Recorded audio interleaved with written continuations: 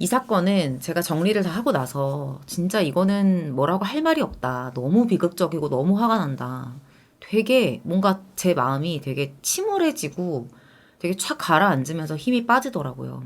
이거를 좀 잠잠해졌다라고 표현을 할 수는 없는데 그냥 뭔가 좀 의욕이 상실되는 그런 기분이랄까요? 그런 기분이 좀 많이 들었던 사건이었습니다. 2018년 1월에 서울 종로구에서 발생했던 사건인데요. 너무나도 당당하게 본인의 범행을 밝혔던 범인이 나중에 조사를 받으면서 했었던 그 말했던 범행 동기가 여러분들도 들어보시면 너무 허무하고 또 한편으로 너무 화가 나실 것 같아요. 어떤 내용인지 바로 전해드릴게요. 2018년 5월 30대 남성 이 씨가 손꼽아 기다리던 아들을 품에 안게 됩니다. 인생에서 가장 행복한 순간을 맞이하게 된 거잖아요. 근데 누구보다 행복해야 하는 이 날이 동시에 또 너무나 슬픈 날이기도 했어요. 목이 빠지게 손자를 기다리던 아버지가 더는 세상에 계시지 않았거든요. 4개월 전인 1월 19일에 이 아버지가 친구들과 술자리를 가져요. 술자리가 끝나고 나서는 종로의 한 여관에서 잠을 자고 집에 들어가야겠다 이렇게 생각을 하고 잠을 청했는데 그날도 이제 아버지가 아들에게 전화를 걸었던 거예요. 평소에도 이제 술 한잔 하면 아들에게 전화를 걸어서 안부도 묻고 다정하게 이런저런 이야기를 하던 그런 부자 사이였거든요. 아버지는 아직 태어나지 않은 손주 이야기를 하면서 필요한 물건은 없는지, 뭐 어디 아픈 데는 없는지 이렇게 물어보기도 했었고요. 손주 태어나면 나 술, 담배도 끊을 거야. 이렇게 다짐까지 했었다고 합니다. 그렇게 그날의 통화도 웃음으로 끝이 났어요. 그리고 그게 아버지의 마지막 말이 됩니다. 마지막 통화가 됐고요. 2018년 1월 20일 진짜 추운 날이었거든요. 새벽 3시가 조금 넘었을 때 119 신고센터로 신고 전화가 걸려와요. 화재 신고였습니다. 신고를 한 사람은 여관 주인이었는데 누가 불을 지르고 도망을 갔다는 거예요. 종로 5가에 있는 서울장 여관이라는 곳이었어요. 소방관이 3분 만에 빠르게 현장에 도착을 합니다. 너무나도 절망적인 상황이 눈앞에 펼쳐져 있는 거예요. 이미 불길이 2층 전체를, 그 건물 전체를 뒤덮고 있었습니다. 인근 주민들이 막 소화기를 들고 나와서 불을 끄려고 막 시도를 했었는데 진짜 손 쓸 수 없는 상태였던 거예요. 이 소화기 가지고는 되지도 않았던 거죠. 완전히 절정에 이제 불길이 다다른 상태에서 주변 건물까지 이제 위협을 하고 있는 상황이었던 거예요. 소방관들도 서둘러서 화재 진압을 시도했는데 더 큰 난관이 기다리고 있었습니다. 여관이 골목 되게 깊숙한 곳에 있어요. 진입로가 너무 좁은 거예요. 소방차 진입이 아예 불가능했습니다. 이 양쪽 도로를 보면 1.5톤 트럭도 못 들어가요. 직분사가 가능한 3.5톤 펌프차는 애당초 들어갈 수 없는 곳인 거예요. 소방 차량만 50대, 소방관 180여 명이 현장으로 모여들었는데 현장에 아예 접근조차 하지 못했던 거죠. 가장 가까이 접근했던 펌프차도 70m 떨어진 거리. 이 정도까지만 접근이 가능했던 거예요. 완전 최악이죠. 이 상황에서 할 수 있는 거는 대로변에서 화재 현장을 향해서 물을 분사하는 거. 이거밖에 없었습니다. 그렇게 1시간 만에 간신히 불길을 잡을 수가 있었어요. 내부를 봤는데 처참해요. 당시 실제 사진이거든요. 온 벽면이 막 새까맣게 그을려 있고 형체를 분간할 수가 없습니다. 여기가 그냥 방이었나 보다. 이 정도만 알 수 있었어요. 그 정도로 전소가 심했어요. 불은 다 꺼지긴 했지만 매캐한 냄새가 진짜 심했습니다. 건물 곳곳에 쓰러진 피해자들도 있었고요. 당시 이 여관에 1층에는 7명, 2층에는 3명, 이렇게 10명의 투숙객이 있었어요. 이 중에 5명이 이 화재로 사망을 했고요. 5명은 이제 중상을 입고 구출이 돼요. 사망자 중에 일부는 불에 너무 심하게 타서 육안으로는 신원 확인이 어려울 정도였습니다. 부상자들 상황도 심각했어요. 추가 사망자가 발생할 가능성이 높을 정도로 심했는데 결국에는 이제 2명이 치료를 받다가 숨을 거두게 되면서 최종적으로 7명이 사망을 했고요. 3명의 부상자가 발생한 정말 끔찍한 사고였습니다.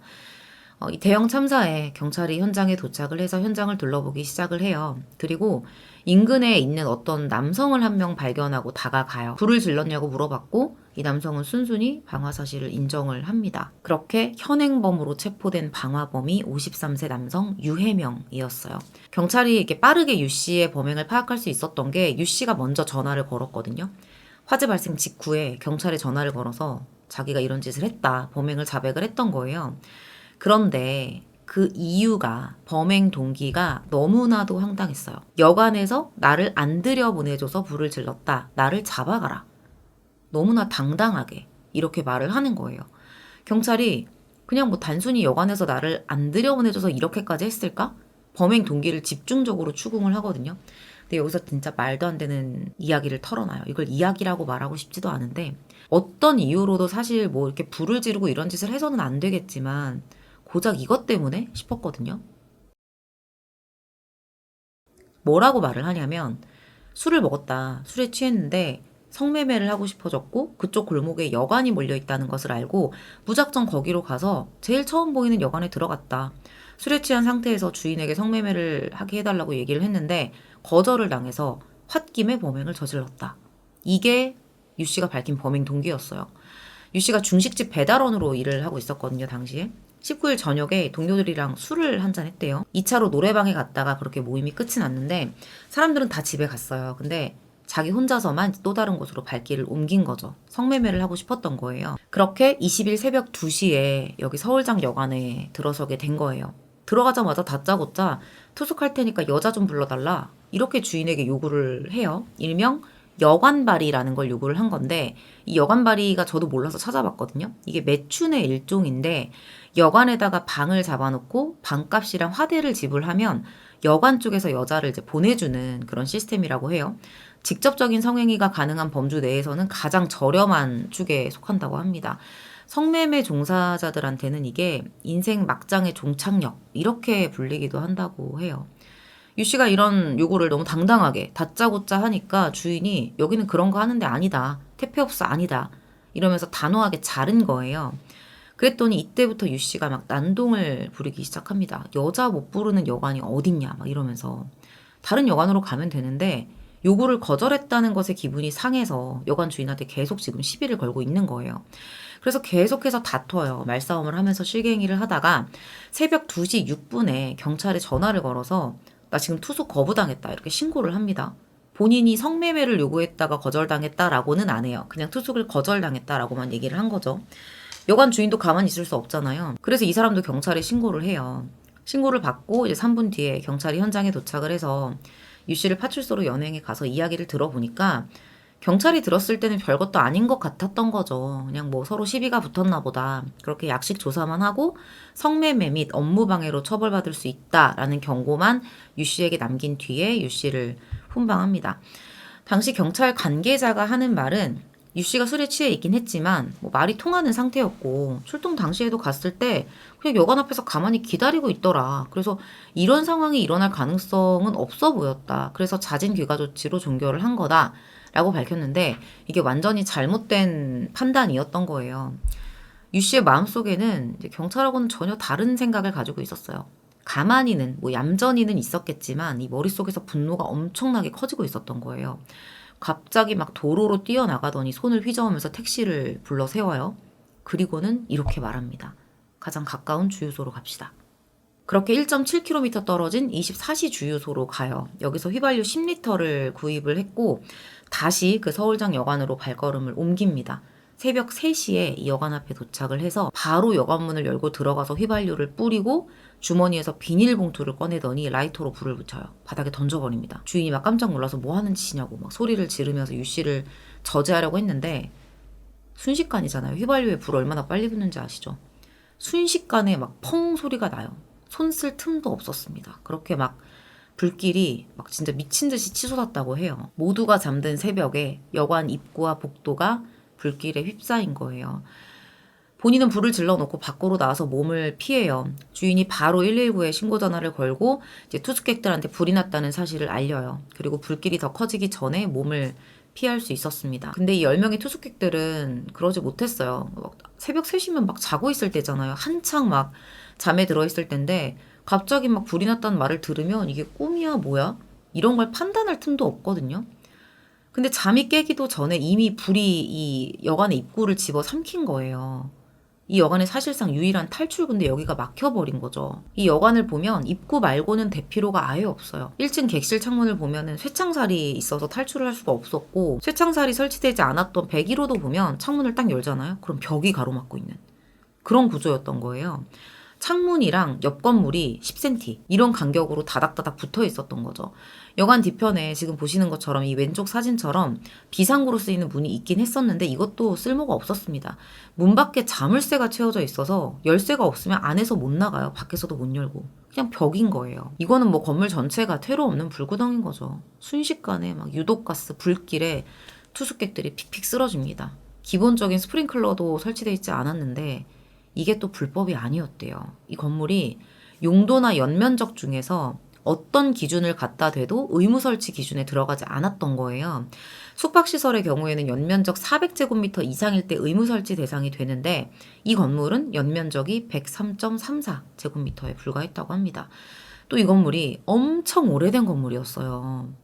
1964년에 사용 승인이 났던, 그러니까 54년이나 된 노후 건물이었던 거예요. 그 당시에 건물을 지었으니 뭐 화재에 강한 불연 소재를 썼다거나 뭐 이런 거는 기대할 수도 없었습니다. 옥상을 덮고 있었던 지붕은 또 불이 엄청 잘 붙는 샌드위치 패널로 돼 있어서 진짜 순식간에 건물이 불바다가 돼버린 거예요. 유일하게 가벼운 부상을 입었던 2층 투숙객 최 씨, 52세 최 씨가 있었는데 이제 이분 같은 경우에는 2층에서 뛰어내렸거든요. 근데 이분이 3개월 정도 이 여관에서 지냈었대요. 그러다가 그날은 좀 회사에 일찌감치 출근을 하려고 일어나 있었던 거예요.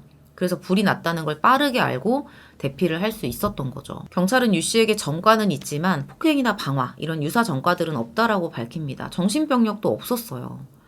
유 씨는 현주 건조물 방화치사로 재판에 넘겨졌는데 보면은 지금 다수의 사람이 사망을 했잖아요. 이런 점을 봤을 때 살인 혐의로 죄를 물어야 할 것 같다고 생각을 할 수 있잖아요. 그러면 왜 살인죄가 아니라 현주 건조물 방화치사 혐의가 적용이 됐을까? 많은 사람들이 당시에 의문을 가졌었는데 검찰이 밝힌 이유가 있었습니다. 현주 건조물 방화치사죄가 살인죄보다 형량이 높아서 이 살인죄의 죄책을 모두 포함하는 범죄에 해당하거든요. 부진정 결과적 가중범이라고 하는데 예를 들어서 이제 쉽게 말씀을 드리면 불을 질러서 방화죄의 기본 범죄가 성립을 했고 그 기본 범죄로 인해서 사람이 사망할 수도 있다는 미필적 고의에 의해서 사람이 사망하는 중한 결과가 발생하게 된 것. 이것을 의미합니다. 그렇게 1심 재판에서 검찰은 유 씨에게 사형을 구형했어요. 이 사건은 욕정을 채우지 못한 피고인이 분풀이를 위해서 치밀하게 방화 계획을 세우고 불특정 다수가 숙박하는 여관에 불을 지른 사건이다. 목숨을 잃은 사람들이 생전에 느꼈을 공포와 고통, 가족들이 느낀 슬픔, 비통함을 고려한다면 죄책에 상응하는 선고가 반드시 이뤄져야 한다. 이렇게 사형을 구형합니다. 그리고 유 씨가 불난 걸 보고 나서 현장을 떠났거든요. 이걸 보고서 적어도 살인의 미필적 고의가 있다라고 봤었어요. 당시에 뭐 내가 심신미약이었다 이렇게 유 씨가 주장을 했었는데 이거는 받아들여서는 안 된다라고 강조를 합니다. 그러면서 피고인이 어떻게든 형을 덜 받으려고 머리를 쓰고 막 졸렬한 주장을 하면서 반성하지 않는 점 이것까지 재판부에게 고려해달라고 했어요. 그리고 마지막으로 이런 말을 해요.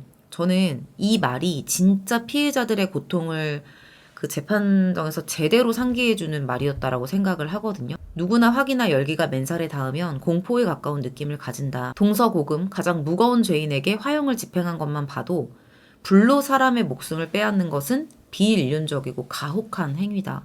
그만큼 아무 이유 없이 자다가 불에 타서 사망한 이 피해자들의 고통을 기억해 달라는 거죠. 유 씨 측 변호사는 선처를 구했어요. 술에 취한 상태에서 우발적 범행을 저지른 거고 죄를 자백하고 있다. 평소 주량을 초과한 상태였고 스스로 112에 신고했다는 점을 참작해달라라고 얘기를 합니다. 스스로 112에 신고를 해서 자수한 사람이면 정신이 너무나도 멀쩡하지 않았을까요? 유 씨는 말뿐인 사과에 눈물까지 흘리면서 이런 말을 해요. 입이 10개라도 할 말이 없다. 모두 다 내 잘못이다. 나 또한 아들 결혼식까지 받아놓은 아버지이자 부모를 모시고 있는 아들인데 말할 수 없는 큰 죄를 지었고 진심으로 사과한다. 사죄한다. 생각해보면 지금 유 씨가 범행을 저지르고 스스로 신고를 했잖아요. 뭔가 이걸로 감경해주지 않을까라는 생각도 드는데 1심 재판부의 선택은 무기징역이었어요. 스스로 신고를 했던 이 행위가 범행에 대한 죄책감이나 뭔가 처벌에 대한 두려움 때문이라고 보지 않은 거예요. 범행 후에 뭔가 흥분 상태에서 신고를 했다라고 판단을 한 거죠. 그리고 이게 진정한 자수가 맞는지 의문스럽다고 했습니다. 다른 이유도 물론 안 되지만 고작 성매매 알선을 거부했다는 이유로 불특정 다수가 죽으라고 이런 범행을 했다는 건 말도 안 된다는 거예요. 뭐 피고인이 수사 초기부터 전체적인 범행을 자백하고 있고 잘못을 뉘우치고 수사에 협조하고 이런 부분에 대해서도 재판부에서 인정을 해주기는 했지만 결과는 무기징역이었습니다. 당연한 결과죠. 심신미약을 100번 인정해줘도 이 사형도 모자란 판결이라고 생각을 해요. 무기징역이 선고되고 나서 이제 유 씨는 항소를 포기했고요. 검찰은 형량이 너무 적다면서 항소를 했어요. 유족들 분노는 뭐 당연히 어마어마했죠. 이 화재 때문에 아내와 두 딸을 잃은 이 씨라는 분이 있었는데 청와대 국민청원에 종로 여관 방화 화재 사건 세모녀 아빠입니다라는 제목의 글을 올리기도 했습니다. 이분은 정말 이 방화범을 재판정에서 볼 때 아버지이자 남편인 본인이 할 수 있는 게 제발 사형이라는 판결이 나기를 바라는 거 이것뿐이었더라고 했어요. 특히 유 씨가 아까 반성문에서 막 그랬잖아요. 나도 뭐 아들의 결혼식 날을 받아놓은 아버지다. 이 말을 한 거에 대해서 엄청 분노를 합니다. 살인자 주제에 어디 뚫린 입이라고 아들 결혼식 이야기를 하냐. 내 삶은 하루하루가 지옥이고 답답하고 성질난다. 아내와 아이들을 지켜주지 못한 자책감에 나까지 죽으면 세상이 알아줄까 이런 나쁜 생각까지 갖게 된다는 거죠. 한순간에 아내와 딸 둘 모두를 잃은 거잖아요. 유 씨가 사형을 당한다고 해도 앞으로의 그런 가족을 잃은 고통은 그분 혼자서 다 감당을 해내야 되는 거거든요. 항소심 재판부는 검찰의 항소를 기각했고요. 최종적으로 무기징역을 확정합니다. 법원 판례를 봤을 때 사형에 처할 만한 사안에 이르지 않았다고 판단된다라는 양형의 이유를 밝혔는데 어디까지 가야지 사형이라는 판결이 합당하다고 생각할 수 있는 건지 좀 궁금하네요.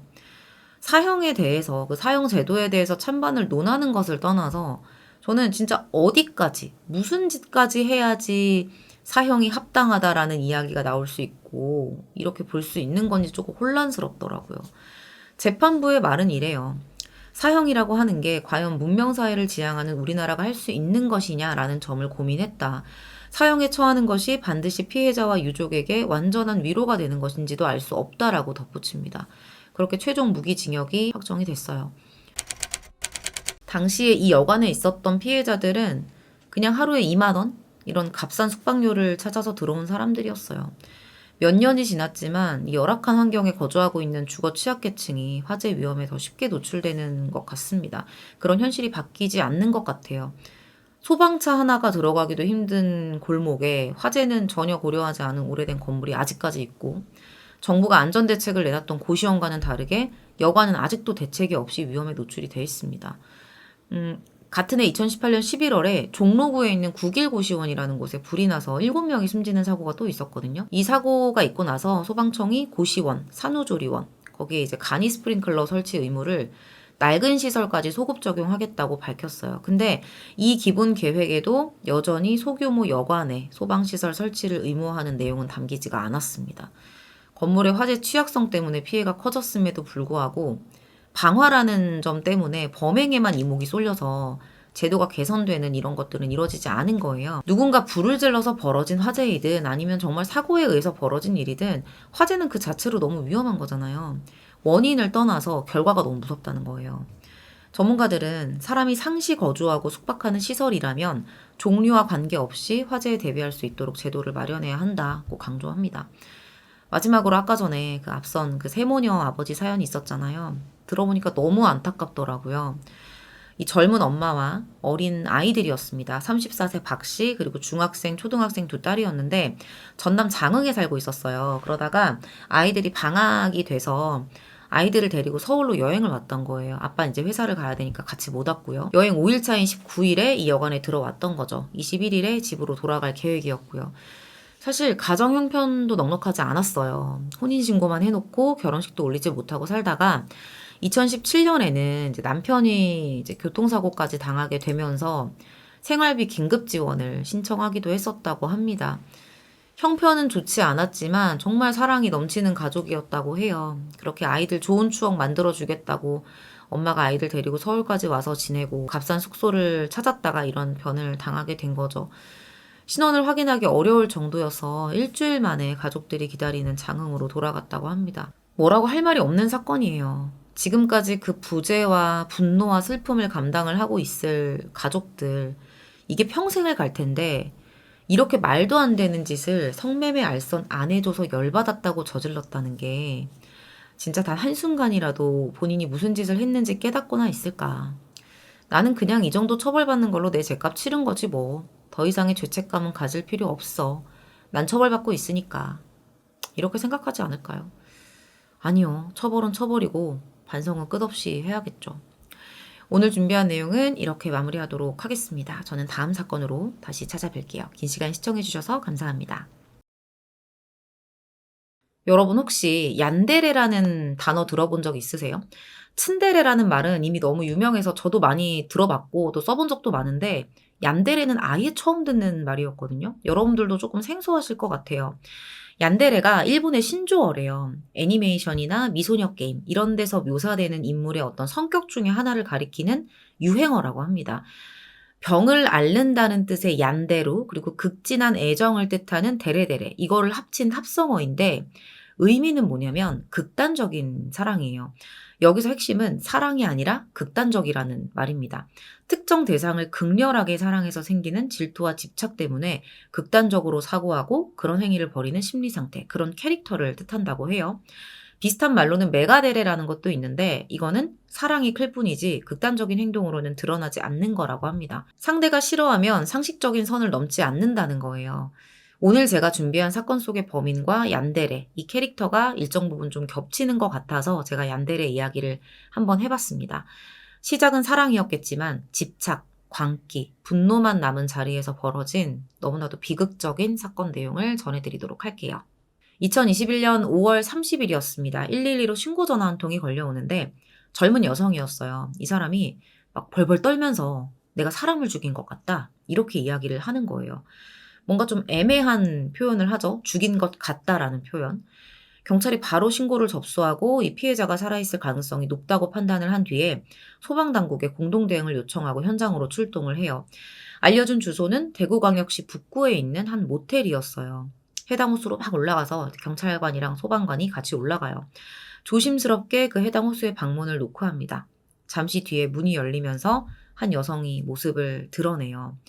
신고자이자 사람을 죽인 것 같다고 자백했던 30세 여성 신 씨였습니다. 신원을 확인하자마자 바로 방 안으로 진입을 했는데 신고했던 내용이 다 사실인 거예요. 진짜 침대 위에 어떤 남성이 피범벅이 돼 있는 거예요. 난도질 당해서. 그 시신이 쓰러져 있었습니다. 자, 그러면 쓰러져 있는 이 사람은 누구였냐? 신고자 신 씨의 남자친구 30세 고 씨였어요. 남자친구를 지금 살해한 거예요. 시신을 보니까 흉기로 상체를 조금 집중적으로 찔린 상태였는데 맥박이 남아있기는 했지만 이미 심정지 상태였습니다. 현장에서 응급조치를 실시했고요. 바로 이제 고 씨를 응급실로 후송을 했는데 의식을 회복하지 못해요. 이제 응급실로 가는 도중에 과다출혈로 사망을 하게 됩니다. 도착 전에 피를 너무 많이 흘렸던 거예요. 아니 그러면 신 씨는 연인이었던 고 씨에게 모텔 방에서 왜 이런 끔찍한 짓을 했을까? 경찰이 바로 조사에 들어가요. 현행범으로 지금 체포가 됐잖아요. 신 씨가 이렇게 말을 합니다. 말다툼 도중에 격분해서 범행을 저질렀다라는 거죠. 신 씨가 범행을 저지른 건 맞아요. 근데 이 사실관계에 대해서는 조금 더 확인을 해봐야 되잖아요. 진짜 신 씨 말대로 말다툼을 하다가 우발적으로 일어난 범행인지 확인을 해야 되니까 바로 수사가 진행이 됩니다. 근데 이 과정에서 뭔가 이상하다 싶은 것들이 하나씩 발견이 돼요. 수상한 행적들, 뭐가 있었냐? 사건 발생 보름 전부터 이건 누가 봐도 너무나도 계획적인 그런 계획성이 짙어 보이는 정황들이 계속해서 확인이 되는 거예요. 범행에 사용됐을 것으로 추정되는 흉기를 미리 구매한 기록, 그리고 인터넷에 막 살인 방법이라던가 수면제 치사량, 이런 검색을 했었던 기록, 그리고 사건 4일 전에는 주변인들에게 범행을 예고하는 연락을 취하기도 했습니다. 그리고 결정적인 거, 범행 이틀 전에 수면제를 엄청 많이 처방을 받아요. 그러니까 너무 많은 것들이 지금 발견이 됐잖아요. 경찰이 이제 이걸 싹 모아가지고 가요. 신 씨한테 가서 이걸 가지고 막 압박을 하니까 그제야 이제 범행 동기를 하나둘 털어놓기 시작을 합니다. 근데 그 이제 수면제가 다량 나왔다고 했잖아요. 처방을 받았다고 했잖아요. 근데 저희가 어느 자료를 찾아봐도 시신에서 수면제 성분이 검출됐다라는 내용은 없었습니다. 판결문에도 이제 증거 목록이나 부검 감정서가 없는 걸로 봐서는 부검은 진행하지 않은 걸로 추측이 돼요. 이건 좀 정확하지 않습니다. 자, 지금부터 신 씨의 진술, 경찰 수사 내용, 판결문을 종합해서 이번 사건을 제가 처음부터 한번 정리를 해볼게요. 말 그대로 가해자의 진술이 들어가 있는 내용입니다. 두 사람은 사건 10개월 전인 2020년 8월부터 연인 관계로 발전을 하면서 교제를 시작해요. 교제 초기에는 사이가 꽤 돈독했습니다. 되게 좋았어요. 특히 이 범인 신 씨가 남자친구 고 씨에게 의지를 되게 많이 했었나 봐요. 본인은 이제 어린 시절부터 가정 환경도 안 좋고 아빠한테 좀 안 좋은 일들을 많이 당한 트라우마가 있는데, 그러다 보니까 이제 대인 관계도 되게 좁고 사람을 상대하는 걸 좀 어려워했었다는 거예요. 근데 고 씨가 그런 신 씨를 잘 이해해주고 마음을 열 때까지 기다려주고 막 그랬던 거죠. 그렇게 신 씨가 고 씨에게 마음을 열면서 자신의 비밀을 털어놓기도 하고 자기 어머니한테 이제 고 씨를 소개할 정도로 신 씨는 고 씨를 신뢰하게 된 거예요. 근데 이제 교제 시작하고 한 6개월 정도가 됐을 때 두 사람 사이에 진짜 결정적인 큰 균열이 하나 생깁니다. 고 씨에게 다른 여자가 있었던 거예요. 2021년 1월에 우연한 계기로 남자친구한테 다른 여자가 있다는 걸 알게 됐다는 거죠. 구체적으로 뭐 어떻게 알려지게 된 건지, 어떻게 알게 된 건지 이런 건 알려져 있지 않습니다. 그래서 여기서 1차로 충격을 받았는데 나중에 이 남자친구의 양다리 상대가 누군지 알고 더 충격을 받게 돼요. 양다리 상대. 17살 연상의 남편까지 있는 유부녀였던 거예요. 너무 열받아서 본인이 막 추궁을 했대요, 남자친구한테. 언제 어디서 어떻게 만났냐. 막 따져 물었는데, 여기서 고 씨의 대답이 또 충격이었습니다. 2015년부터 관계를 맺어왔다는 거예요. 2015년이면 신 씨하고 서로 알게 되고 교제한 그 시점으로부터도 한참 전이거든요. 그때부터 이미 이 내연녀를 만나고 있었다는 거죠. 만약에 이게 사실이면 적어도 이제 신 씨하고 사귀기 시작했을 때는 그 유부녀, 그 여성이랑 관계를 끊었어야 되는데 고 씨는 그러지 않았다는 거예요. 그래서 결국에는 이제 못 참고 신 씨가 먼저 헤어지자고 통보를 한 거죠. 자, 그런데 여기서부터는 여러분들도 잘 판단을 하면서 들어주세요. 신 씨가 이렇게 주장을 해요. 헤어졌는데 고 씨가 계속 자기한테 매달렸다는 거예요. 근데 이게 사실이면 신 씨에 대한 마음이 남아 있었다는 거잖아요. 그 남자친구 마음에. 어쨌든 그렇게 교제를 시작하고 6개월이나 자신을 기만했던 남자친구를 다시 받아들였다는 겁니다. 근데 진짜 이상한 거는 또 이런 거예요. 보통은 뭐 안 그럴 수도 있겠지만 보통은 이제 바람피다가 걸렸어요. 연인 사이에서. 그럼 바람핀 쪽이 먼저 매달려서 이제 관계를 이어가게 되면 기본적으로 그 바람피던 그 상대와의 관계부터 지금 정리를 하고 돌아와야 되는 거잖아요. 근데 신 씨에 의하면 고 씨가 그러지 않았다는 거예요. 여기서 더 이해할 수 없는 건 그걸 알면서도 신 씨는 그 만남을 계속해서 이어갔다는 겁니다. 사실 이게 남겨져 있는 이 살인자의 입에서만 나온 이야기들이다 보니까 경찰이 뭐 아무리 주변 인물들 조사를 했다고 해도 다 믿기가 어려운 게 사실이죠. 진짜 뭐 남자친구 고 씨가 다시 만나자고 해서 만난 건지 아니면 신 씨가 먼저 집착을 해서 어쩔 수 없이 관계를 이어나갔던 건지는 알 수가 없는 거거든요. 좀 이상한 건 그래요. 남자친구의 또 다른 여자 때문에 못 버티고 헤어졌다는 사람이 아직도 그 여자를 정리하지 못하고 있는 남자친구를 받아들이고 또다시 만남을 지속했다라는 것부터가 전 좀 이해가 안 가더라고요. 제 개인적인 생각은 그래요. 뒤에서 나중에 이제 고 씨가 보낸 문자 메시지 내용들이 나오겠지만 다른 여자가 있다라는 걸 들키고 나서 집착을 했던 게 오히려 신 씨가 아니었을까라는 생각도 해봤습니다. 그러니까 고 씨도 그 여성을 정리하지 않은 상태로 쉽게 말해서 본인이 갑인 상태로 신 씨를 받아들였을 수도 있다는 거죠. 지금부터 나오는 내용을 들어보시면 그런 추측을 좀 더 많이 하게 되는 것 같아요. 관계가 점점 이상한 방향으로 뒤틀려 가요. 신 씨가 오히려 이제 고 씨에게 집착을 하기 시작했다는 거예요.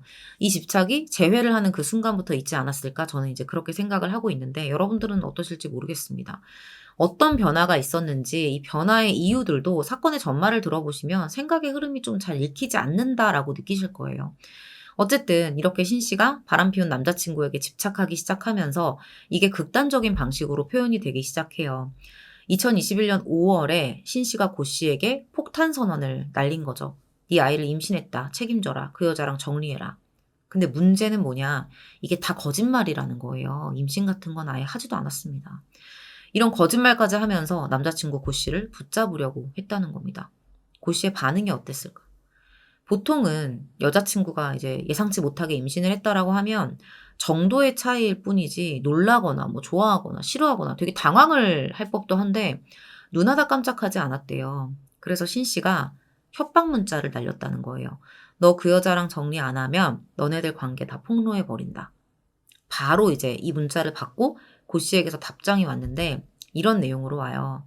여태까지 가만히 있다가 그 관계를 정리하는 이유가 뭐냐? 지금 복수하는 거냐? 차라리 나를 죽여라. 정리하라는 이유가 뭐냐? 복수하는 거야? 복수할 거면 그냥 나 죽여.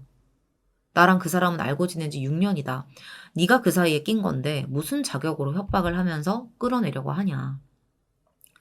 말은 죽이라고 했지만 진짜로 그 일이 벌어질 거라고는 고 씨도 생각하지 않았을 거예요. 근데 이미 신 씨의 집착이 뒤틀릴 대로 뒤틀려 있는 상태였습니다. 그렇게 살해를 결심한 신 씨가 범행 준비에 들어가요. 범행 보름 전부터 폰으로 온갖 범행과 관련한 무시무시한 내용들을 검색하기 시작해요. 확인해봤더니 진짜 오싹하더라고요. 사시미 칼, 도구만 있는 게 아니라 칼로 목을 뭐 이런 거 검색했고요. 잘 때 질식사, 베개 질식, 수면제 질식, 졸피뎀 치사량, 졸피뎀 음료, 수면 유도제, 약 받는 도구 이런 식으로 검색을 하면서 어떤 방법 같은 것도 찾아보고 쇼핑 사이트를 막 여러 군데를 뒤지다가 딱 하나가 이제 눈에 들어온 거예요. 유심히 살피더니 바로 이제 구매를 합니다. 결심한 듯이. 이게 뭐였냐면 독일에서 만든 건데 갈비칼, 뭐 육사시미 칼 이렇게 불리는 칼이래요. 되게 크고 예리해서 갈비 정형용으로 주로 쓰인다고 합니다. 며칠 뒤에 이제 흉기가 도착을 해요. 그리고 나서는 이제 본인의 신변을 정리하려고 합니다. 사촌 언니한테 연락을 해가지고 무슨 일이 생길 것 같으니까 엄마를 부탁한다. 뭐 이런 식의 이메일을 보내요. 그리고 그 메일에다가 뭐 집 주소, 통장, 카드 보관 장소, 그리고 계좌에 입금 예정인 돈 이런 것들을 빼곡하게 적어서 보냅니다. 이거는 뭐 자기가 죽을 수도 있다는 생각을 했던 것 같기도 하고 경찰에 검거된 이후에 어떤 그런 상황을 준비했다라는 느낌도 들어요.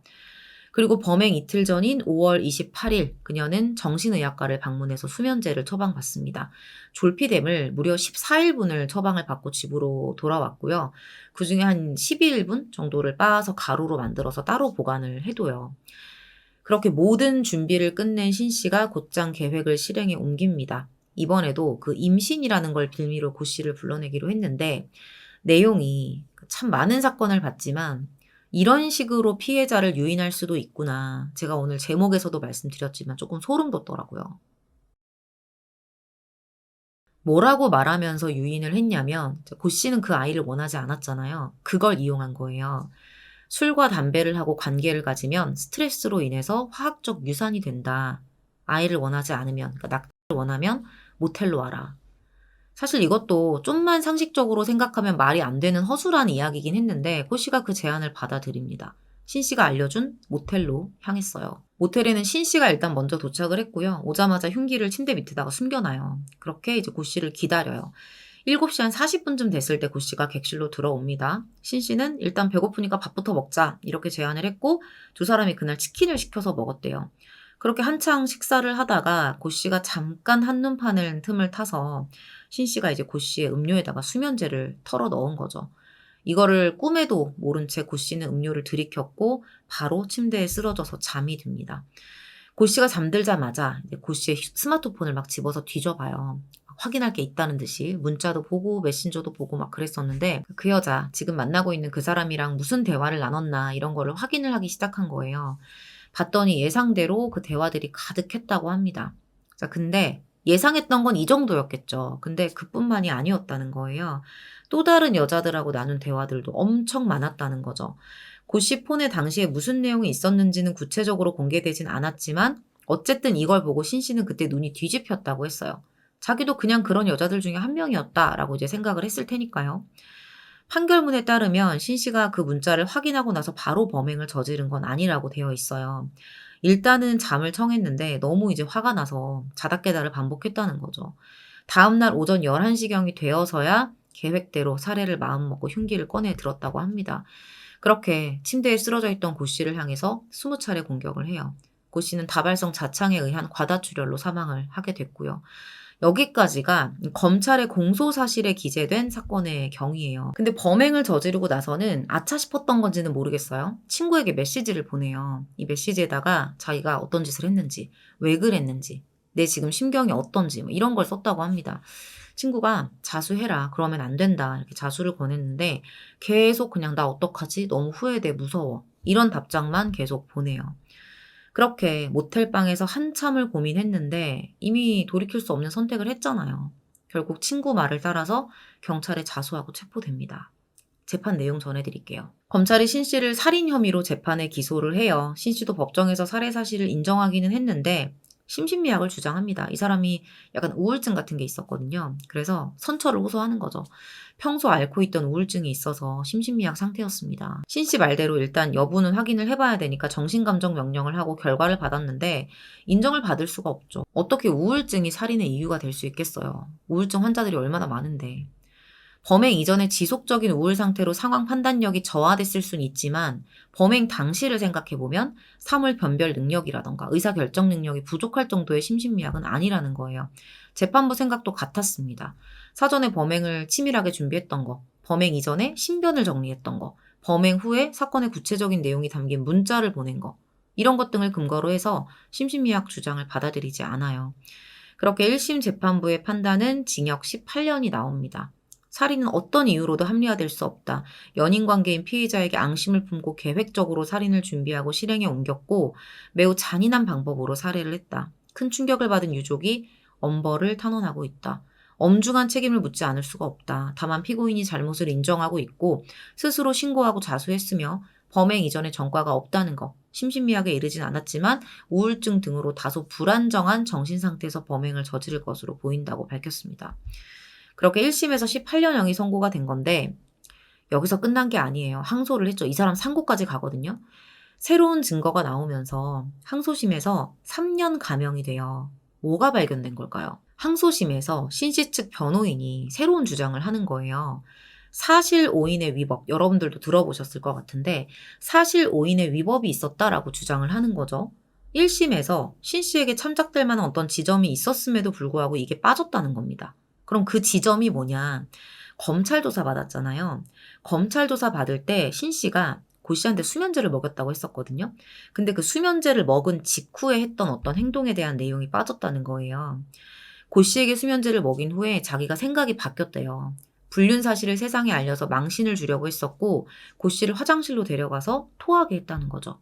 그럼에도 고 씨가 침대에 자꾸 누우려고 했고 큰일 날까봐 무서워서 고 씨를 계속 깨웠다는 거예요. 그러던 와중에 고 씨의 휴대폰 패턴을 풀어서 내연녀와 나눈 메시지를 보게 된 거다. 이런 식의 진술 내용이 담겨 있었어요. 다음날 아침에 고 씨가 멀쩡히 눈을 뜨고 있었대요. 그래서 혹시 어제 무슨 일 있었는지 기억나? 이렇게 물어봤더니 아무것도 기억을 하지 못하고 있었고 그냥 나 오랜만에 푹 자서 개운한데? 이런 말을 했다는 거죠. 그 후에는 같이 침대에서 잠들었다가 일어났다가 잠들었다가 일어났다가 이걸 반복했었고 자신이 그러니까 신 씨가 투숙 시간을 조금 연장하려고 모텔 수부실에서 결제까지 했다는 거예요. 그리고 나서 신 씨가 고 씨한테 이렇게 물어봤대요. 불륜을 인터넷이나 세상에 알리면 너 어떻게 할 거야? 그랬더니 고 씨가 너를 똥으로 쏴 죽이거나 칼로 놓겠다. 이렇게 대답을 했다는 거예요. 그 순간 그 말에 나를 함부로 대한 것에 화가 나서 고 씨를 칼로 찔렀다는 거죠. 변호인 측에서는 수면제를 먹인 직후에 신 씨가 살해 계획을 포기했었다라는 점을 공략한 거예요. 그때 사진을 공개를 했는데 이게 대중에 공개되진 않았지만 고 씨가 구토를 했던 거, 샤워하는 게 찍혀 있었던 거 이런 것들이 있었습니다. 근데 이 사진을 왜 남겼을까요? 그리고 이거는 고 씨 스스로가 수면제 때문에 속이 안 좋아서 구토를 했을 수도 있는 게 아닐까? 그런 생각도 드는데 항소심 재판부는 1심에서 사실 오인의 위법이 있었다는 그 주장을 받아들입니다. 그렇게 3년이 깎인 거예요. 최종 15년형이 선고가 된 거죠. 항소의 이유가 타당하고 유족을 위해서 3천만 원을 공탁하는 등 피해 회복을 위해 노력한 점을 감형 이유로 설명을 합니다. 이것도 이제 과하다고 상고를 하긴 했는데 더 이상의 범인이 바라는 반전 같은 거는 없었어요.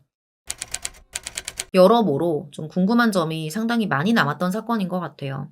고 씨가 여자친구를 기만하고 그것도 가정에 있는 여자를 만났던 거는 진짜 잘못한 일은 맞지만 재회의 과정이라던가 그 이후에 보였던 고 씨의 태도를 보면 진짜 신 씨를 다시 만나고 싶었을까? 이 사람이 먼저 다시 만나자고 했을까 과연?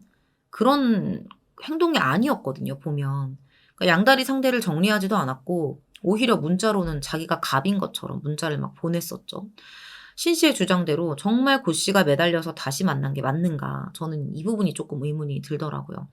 결국 그 의문에서 출발한 저 개인적인 추측은 재회는 범인 신 씨의 집착과 매달림이 있었을 거고 이후에는 그거를 사랑이라는 이름으로 이제 포장을 해서 핑계를 대면서 극단적인 방향으로 나아가게 된 게 아닌가라는 생각입니다. 남자가 바람을 피고 양다리를 걸쳤으니 죽을만 했다. 뭐 누가 어쩔만 했다. 이거는 이 사건의 본질은 아닌 것 같아요. 신 씨가 살해를 결심하고 흉기를 준비했던 건요. 고 씨가 여러 여성과 연락을 했다는 사실을 알기 전이었습니다. 물론 신 씨 본인은 여러 여성과 연락을 했다는 사실과 자신을 막대한다는 것에 분노해서 살해를 했다라고 말을 했지만 처음 살인을 계획했던 이유는 자신의 집착이에요. 그거는 시점상으로도 명확하게 증명이 된 이야기고요. 집착을 하게 되는 과정도 이해가 안 가는 건 아니에요. 누구보다 힘들었던 자신의 시간들을 이해해 줬던 사람이기 때문에 그게 가식이었든 뭐가 됐든 남들과는 다르다고 생각을 했겠죠. 근데 그런 사람이 결국에는 알고 보니 나를 가지고 놀았던 사람이라는 거. 거기서 오는 분노까지 누가 뭐라고 할 수 있겠어요. 다만 그 이후에 지속된 집착, 거짓말, 끔찍한 살인 계획과 실행이 이 비극을 만들었다는 게 문제겠죠. 오늘 준비한 내용은 이렇게 마무리하도록 하고요. 저는 다음 사건으로 다시 찾아뵙겠습니다. 긴 시간 시청해주셔서 감사합니다.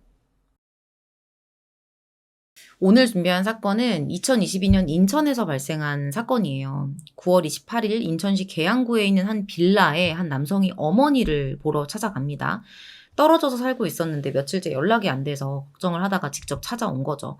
당시 어머니가 이제 아버지하고 사별을 하고 빌라에 혼자 살고 있었거든요. 그렇게 도착을 해서 집 안으로 들어가는데 여기서 비극적인 광경을 마주하게 돼요. 어머니가 사망해 있었던 거죠. 이미 부패가 심하게 진행된 그 모습을 아들이 직접 보게 된 거예요. 경찰과 구급대가 도착을 해요. 아들은 도저히 이 일을 받아들일 수가 없었어요. 지금까지 큰 문제 없이 건강하셨었고 얼마 전에 통화도 하고 이제 문자도 되게 많이 주고받았었거든요. 누가 이런 상황을 상상이나 할 수 있었겠어요. 근데 현장에 도착해서 둘러보던 경찰이 단순 변사 사고라고 판단을 합니다. 일단 침입 흔적이 없었고요. 집안도 그냥 평소하고 다름없이 깨끗했고 어머니 몸에서 어떤 특별한 상흔 같은 것도 발견되지가 않았거든요. 일단은 이제 그래도 사인은 정확하게 밝혀야 되잖아요. 그렇게 부검에 들어가고 얼마 뒤에 결과가 나오는데 물론 아들 입장에서는 이 죽음을 받아들이기 힘들었지만 전혀 예상치 못한 결과가 나와요. 사인이 급성 에틸렌 글리콜 중독으로 나온 거예요. 이게 자동차에 넣는 부동액 성분이거든요. 근데 더 의문인 거는 꽤 오랜 기간 동안 이 부동액이 체내에 섭취되면서 독성이 쌓였던 것으로 추정이 된다는 겁니다. 그렇다면 박 씨가 스스로 부동액을 섭취를 한 거냐? 사실 그럴 가능성은 거의 없어 보였거든요. 자, 이렇게 부검 결과가 나오면서 경찰은 누군가 박 씨에게 부동액을 먹여서 살인을 시도했다라고 판단을 하고 이 사건을 살인사건으로 전환을 합니다. 일단은 가장 가까운 가족들부터 조사를 해야겠죠? 자녀들을 불러요. 먼저 이 사망한 어머니를 처음 발견했었던 아들에게서는 별다른 혐의점이 발견되지를 않아요. 사실 경찰이 주목하고 있었던 사람이 따로 있었습니다. 박 씨의 30대 딸이었던 김 씨였어요.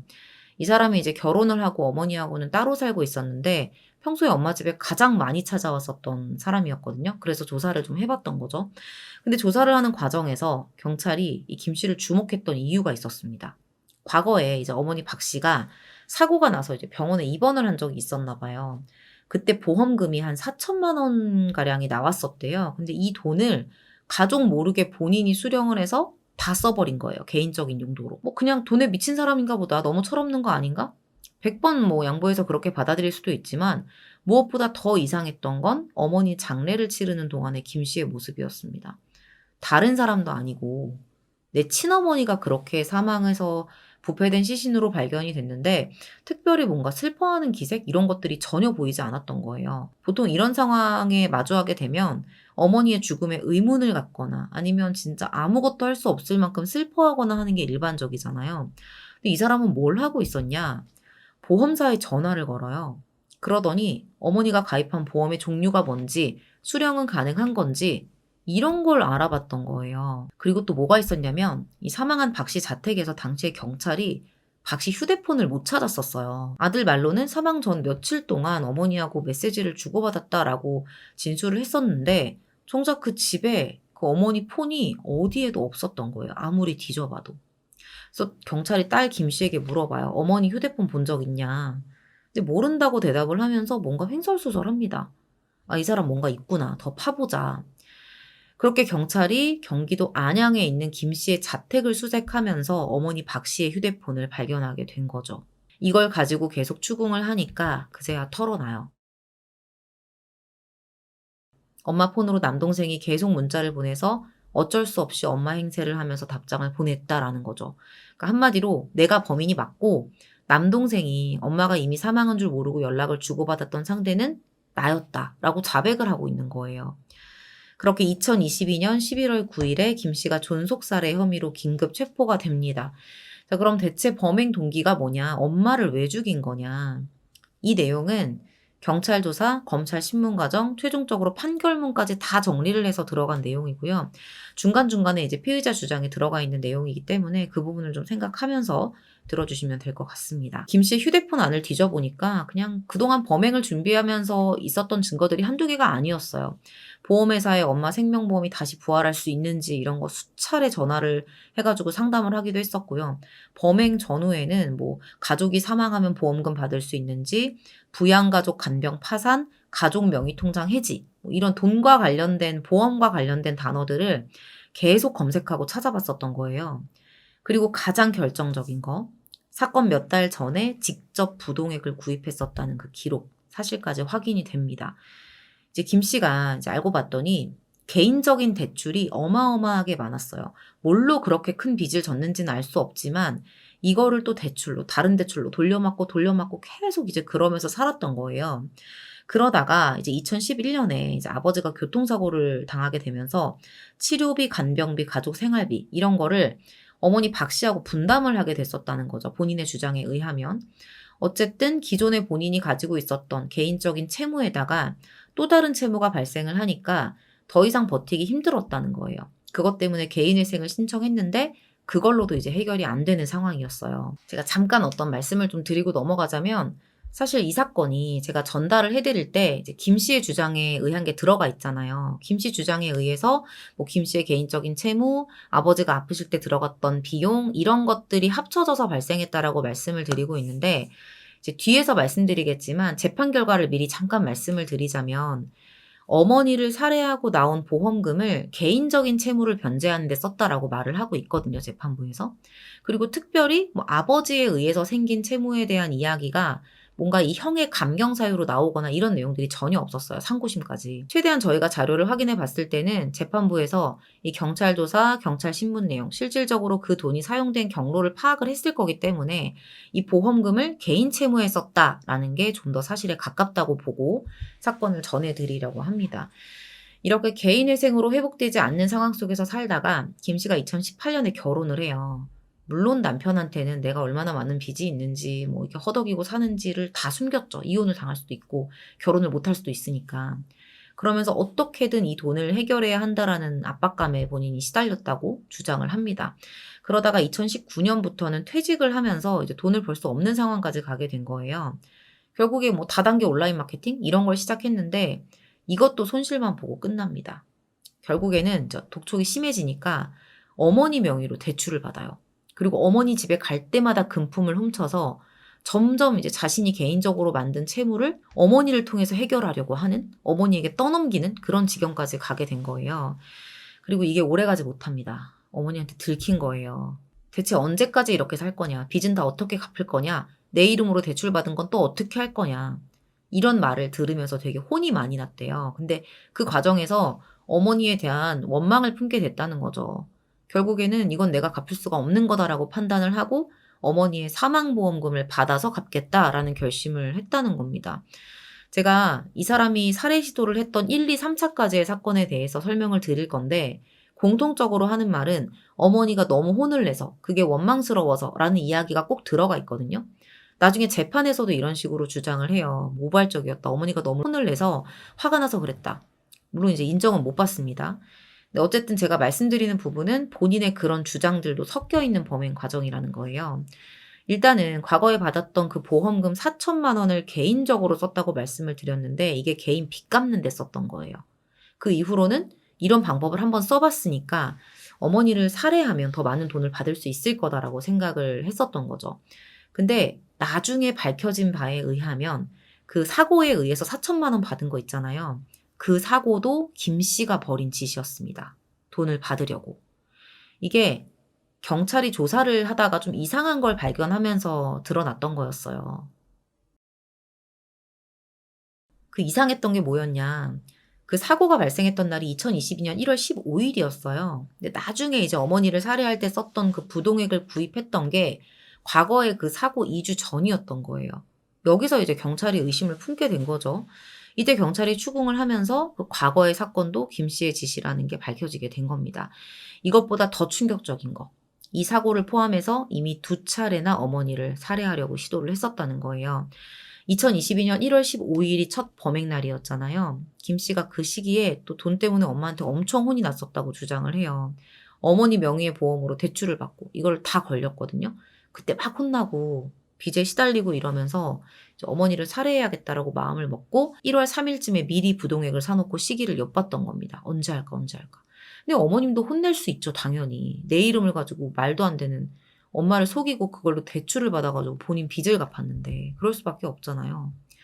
그러다가 15일에 이제 어머니에게 수면제를 먹이고 재우고 쌍화탕 병에 이제 쌍화탕을 조금 부어서 버리고 그만큼을 이제 부동액을 섞어놨다가 어머니한테 건넸던 거예요.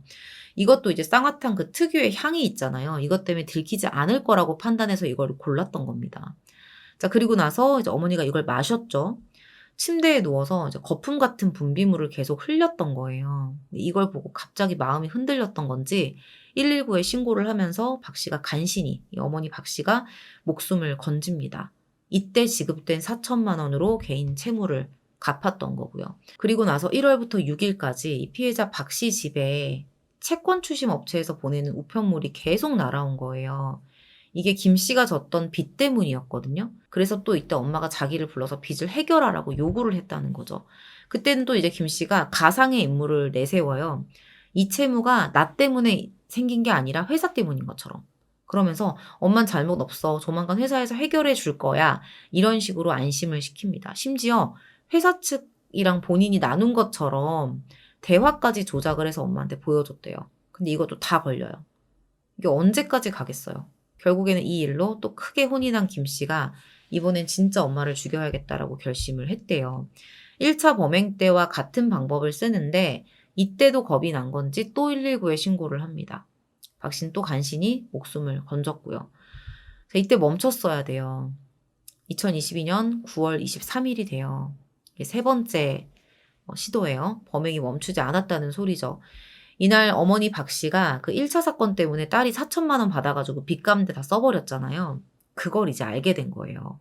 거기다가 또 무슨 일이 터지냐면 채권 추심 업체가 소송까지 걸어서 이제 이 집이 경매로 넘어갈 수 있다는 것까지 통보를 받게 된 거죠. 결국 어머니의 화를 참지 못한 김 씨가 또다시 살해 결심을 했다는 겁니다.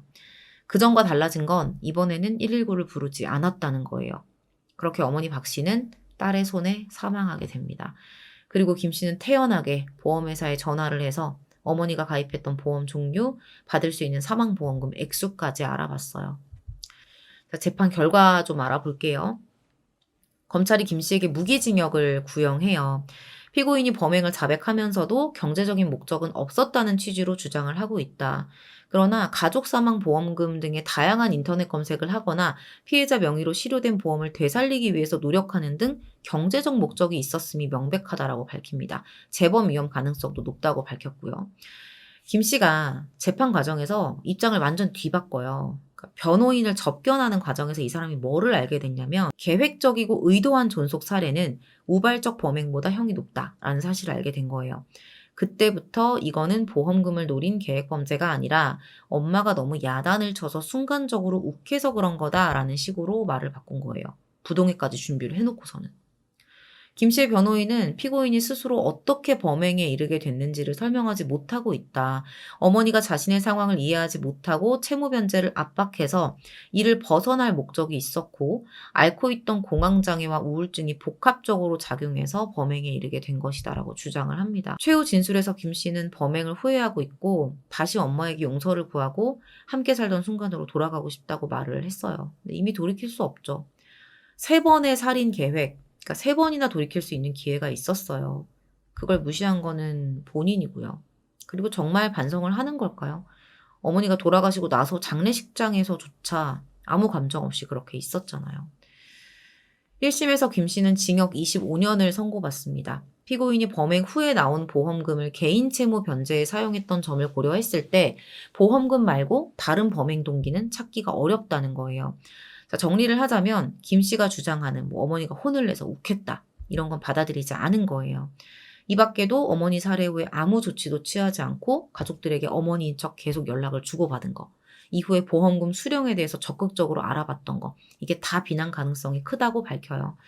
전자장치 부착 명령 요구에 대해서는 재범물 저지를 가능성이 없다라고 보고 기각을 합니다. 이후에 이제 항소, 상고까지 갔는데 최종적으로는 원심형이 확정되면서 25년형으로 마무리가 돼요. 아무리 초범이고 범죄하고 거리가 먼 인생을 살았다고 해도 계속 지금 개인적인 채무가 쌓이는 상황에서 최악의 선택만 골라서 하고 결국에는 빚 갚는 도구로 엄마를 지금 쓴 거거든요. 80년대 있었던 사건 중에 여러분들도 아시는 분들도 계실 텐데 제자를 유괴살해하고 결국에는 이제 교수대 앞에 서게 된 범인 주영형이 최후에 이런 말을 해요. 내가 잘못된 길임을 알면서도 계속해서 주사위를 굴렸다. 굴리고 또 굴리고 거기서 멈췄어야 했는데 멈추질 못해서 결국 여기까지 왔다. 김 씨의 경우도 마찬가지인 것 같아요. 어느 지점에서 딱 이건 아니다 하고 멈췄어야 합니다. 만약에 그때 멈추고 지금 후회했던 생각을 그때도 했더라면 여기까지 오지는 않았겠죠. 오늘 준비한 내용은 이렇게 마무리하도록 하고요. 저는 다음 사건 준비해서 다시 찾아뵙겠습니다. 긴 시간 시청해주셔서 감사합니다. 요즘은 결혼이나 어떤 출산을 하는 게 자신의 행복을 위한 어떤 선택 사항이 되고 있죠. 원하지 않으면 꼭 남 눈치 봐가면서 결혼을 하거나 사람들이 하니까 이런 식으로 결정을 할 필요가 없습니다. 때가 되면 꼭 결혼을 해야 되고 때가 되면 꼭 아이를 낳아야 한다라는 그런 어른들 말씀에 맞춰서 본인의 인생을 살아가지도 않아요. 결국 그거를 책임지는 건 그러니까 그게 내 삶이잖아요. 그건 본인의 몫인 거고 행복의 기준을 만들거나 유지하는 방법도 본인이 판단하에 해야 될 문제인 거니까요. 그렇기 때문에 어떤 삶이 옳다 그르다 말할 수가 없어요. 더군다나 개인의 선택으로 이루어지는 것들에 대해서는 함부로 말을 해서도 안 됩니다. 결혼은 더 큰 행복을 위한 옳은 선택이야 라고 말을 하기도 하지만 사실 삶이라는 게 우리 생각하고는 정말 일부러 그러나 싶을 정도로 반대로 흘러가요. 내 생각이나 어떤 계획, 꿈과는 다르게 전혀 다른 파탄의 길로 가기도 합니다. 근데 이렇게 가는 상황에서 가장 힘든 건 누굴까요? 당연히 당사자들도 있겠지만 가장 큰 피해자는 자녀들일 거라고 생각을 해요. 아무 잘못이 없는데도 내가 그 문제에 정말 어떠한 영향도 주지 않았는데도 아직 힘이 없기 때문에 유일하게 기댈 수 있는 부모의 감정이나 상황에 의지해서 살아갈 수밖에 없잖아요. 그 상황에 따라서 진짜 최악의 경우에는 부모가 자녀의 목숨줄까지 쥐고 자기 마음대로 범행을 저지르는 경우도 있습니다. 오늘 제가 이런 이야기를 왜 이렇게 길게 하냐면 오늘 사건이 그렇거든요. 아무 잘못도 없는 너무나도 착한 아이가 가정이 붕괴되고 끝내 아무 의지력도 발휘하지 못한 채 어른의 결정에 의해 목숨을 잃을 수밖에 없었던 그런 사건입니다. 늘 그렇지만 피해자가 아이들일 때는 더 많이 안타깝고 슬픈 마음이 큰 것 같아요. 자, 지금부터는 2007년에 경기도 광명에서 발생한 사건을 전해드릴게요. 2007년 10월 28일 밤 9시경이었어요. 경기도 광명에 한 여관이 있는데 이 여관 주인이 언제부턴가 이게 무슨 냄새야 할 정도의 심한 악취를 느끼게 돼요. 문제는 이 냄새가 점점 심해지고 있었다는 거죠. 결국에는 이제 참을 수가 없어서 어디서 냄새가 나는지 막 찾아서 방을 찾아서 문을 막 두드려요. 이 방이 어디였냐면 장기투숙객이 있었거든요. 그 장기투숙객이 지내고 있었던 방이었습니다. 35세 엄마 김씨 그리고 8살 아들 김군이 지내고 있었는데 냄새 때문에 아무리 막 문을 두드려도 인기척이 없는 거예요. 밤 9시였거든요. 이 시간이면 분명히 이 두 사람이 방에 있는 시간인데 안 나오는 거죠. 아무래도 이제 여관 운영을 오래 하다 보니까 이 주인이 뭔가 예감이 안 좋았었던 것 같아요. 그래서 갖고 있던 비상 열쇠로 이 모자가 지내던 방의 문을 열고 들어가 보는데 정말 충격적인 장면을 보게 돼요. 8살 김군이 침대에 누워서 이불을 덮어쓴 채 사망해 있었던 거죠. 이미 시간이 너무 많이 지났던 건지 부패가 진짜 심했어요. 여관 주인이 맡았던 냄새가 시신이 부패하는 냄새였던 거예요. 바로 이제 경찰에 신고를 했는데 좀 이상했던 건 아이는 사망한 채 있는데 이 방 안에 엄마가 없는 거예요. 이렇게 부패가 되고 있는 상황에 연락도 안 됩니다. 그러니까 단순한 사라짐은 아닌 것 같다라는 예감이 들죠. 경찰이 여관에 도착을 해서 바로 김군 사망에 대한 조사를 시작해요. 일단은 이 모자가 살고 있던 요 작은 방이 화장실이 딸려있는 한 두세 평 정도의 방인데 더블 사이즈 침대가 하나가 있어요. 근데 이 침대가 방의 70%를 차지해요. 그러니까 실제로 걸어 다니면서 뭔가 활동을 하기에 둘이 지내기에는 되게 좀 많이 비좁은 방이었습니다. 냉장고가 작은 게 있어서 또 열어봤는데 보시면 아이가 먹을 만한 게 하나도 없죠. 그리고 아무리 장기투숙이고 본인들 집이 아니긴 했지만 어쨌든 여기서 지금 아이를 키우고 있는 거잖아요. 근데 그렇게 보이지 않을 만큼 기본적인 세간살이나 가재도구 같은 것들도 거의 없었고요. 물건들도 그냥 뭐 여행용 가방, 김군 학용품, 책, 옷 이런 거를 비닐백에다가 담아놨었어요. 나름대로 좁은 공간에 깨끗하게 정돈이 돼 있긴 했는데 진짜 이게 다인가 싶을 정도로 진짜 단출했습니다. 대체 여기서 무슨 일이 있었던 걸까요? 시신 발견 당시에 내부에 이제 난방이 가동 중이었어요. 창문은 닫혀 있었습니다. 아무래도 이렇게 되면 방 온도가 높아지잖아요. 그래서 시신이 좀 더 빠르게 부패가 됐던 것 같아요. 근데 문제는 뭐냐면 사인을 밝혀야 되는데 부패가 심해서 사망 일자도 정확하게 파악하기가 힘들었다는 거예요. 대략적으로 추정을 해보자면 사망한 지 일주일에서 열흘 정도 지난 것으로 보였습니다.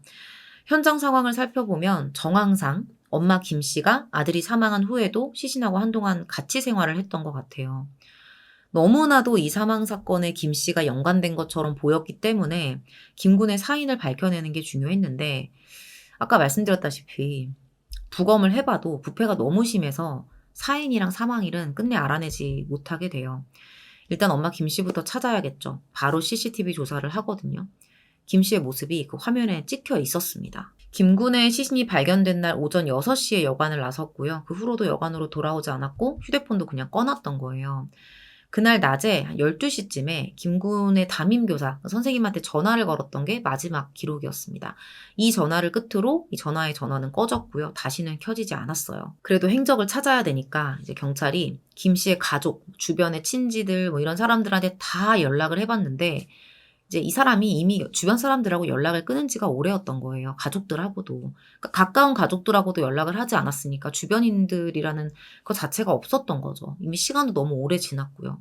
누구에게 물어봐도 어디 있는지 모르는 거예요. 이 두 모자가 여관에서 장기 투숙을 하고 있는 것도 그렇고 상황 자체가 평범하진 않잖아요. 그래서 뭔가 좀 특별한 상황인 것 같다라는 판단하에 경찰이 이 모자의 상황에 대해서 알아내기 위해서 남편이 있었거든요. 남편 김 씨의 행방을 추적하기 시작해요. 근데 이 남편은 일단 휴대폰이 없었고 그것도 이제 가족이나 가까운 사람들하고 다 연락을 끊었었대요, 이 사람도. 그래서 도무지 행적을 찾을 수가 없었어요. 그러다가 11월 14일에 이 남편이 김군 사망 사건을 조사 중인 경찰에 자진 출석을 해요. 뉴스를 확인할 수 없는 상황이었는데 그러다 보니까 뭐 아들이 어떻게 됐는지 아내가 어떻게 됐는지 이런 거를 전혀 모르고 있었던 거예요. 그러다가 이제 남편의 행방을 찾고 있는 경찰의 연락을 받았던 이 김 씨의 형이 동생한테 어렵게 연락을 했던 거죠.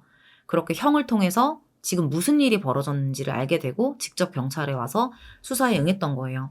여기 와서 이제 남편 김 씨가 자신의 가족들이 왜 이렇게 떨어져 살게 됐는지, 그동안 무슨 일이 있었는지를 하나씩 털어놓기 시작을 합니다. 이 남편 김 씨가 2003년에 이제 하던 사업에 실패를 하면서 경제적으로 엄청 크게 타격을 입었었대요. 문제가 좀 심했었나 봐요. 부부가 이제 별거를 할 정도로 상황이 좋아지지 않은 거예요. 이혼은 하지 않았고요. 이제 헤어져서 남편은 막노동을 하고 그렇게 하려고 지방으로 갔고 김구는 이제 아내가 맡아서 키우게 됐던 거죠. 근데 무슨 이유에서인지 남편이 일을 하고 있음에도 경제적인 부분에 대해서는 케어를 받지 못했던 것 같아요. 결국에는 극심한 생활고를 겪게 된 거예요. 당시 어린애를 데리고 있었기 때문에 혼자서 아이를 데리고 먹고 살 만한 직장을 찾는 것도 김 씨는 쉽지 않았었다고 합니다. 그러다가 3월에 이제 김군이 초등학교에 입학을 하게 돼요. 경기도 광명시에 있는 학교에 다녔는데 그 무렵부터 이제 4월경부터 해서 여관에서 장기 투숙을 시작합니다. 근데 5월에 갑자기 전학을 가게 된 거죠. 당시에 남편이 지내고 있었던 충남 천안으로 가게 된 거예요. 어쩌면 이때 다시 가족이 합쳐서 잘 살아보자 하고 노력했던 건 아니었을까라는 생각이 들기도 합니다. 그렇게 충남 천안으로 가게 됐는데 이것도 무슨 사정이 있었던 건지 한 달도 안 돼서 김군이랑 김 씨가 다시 광명으로 돌아왔고요. 김군은 또 원래 다니던 그 광명의 초등학교로 다시 전학을 오게 된 거예요. 근데 문제는 김 씨 모자의 상황이 이전보다 더 안 좋아졌다는 겁니다. 결국 다시 한 달에 30만 원을 주고 여간 장기 투숙을 시작해요. 사건 초반에 그 시신이 발견됐었던 그 여관 주인에 의하면 보통 장기 투숙은 혼자서 하거나 남성들이 많이 하지 여성이 어린애를 데리고 다니면서 하는 경우는 거의 없다고 해요. 여관이라는 그 곳의 환경 자체가 아이한테 좋지도 않고요. 근데 또 어쩔 수가 없는 게 정상적인 월세방을 구하려면 보증금이 있어야 되잖아요. 어느 정도의 적든 크든 목돈이 있어야 되는데 그럴 만한 돈도 없었던 거죠. 두 사람이 갈 곳은 여관밖에 없었습니다. 이후에는 돈 되는 건 닥치는 대로 다 했다고 해요. 그래도 형편은 좀처럼 나아지지 않았어요. 사건이 벌어지고 나서 경찰이 이제 경제 상황이 어느 정도였는지를 조사를 해봤는데 이미 그 여관 장기 투숙비는 50만 원 정도가 밀려 있었고요. 김군, 그러니까 아들 명의 통장에 430원이 있는 게 전부였다고 합니다. 거의 이 정도면 밥도 못 먹고 살았다고 봐야 돼요.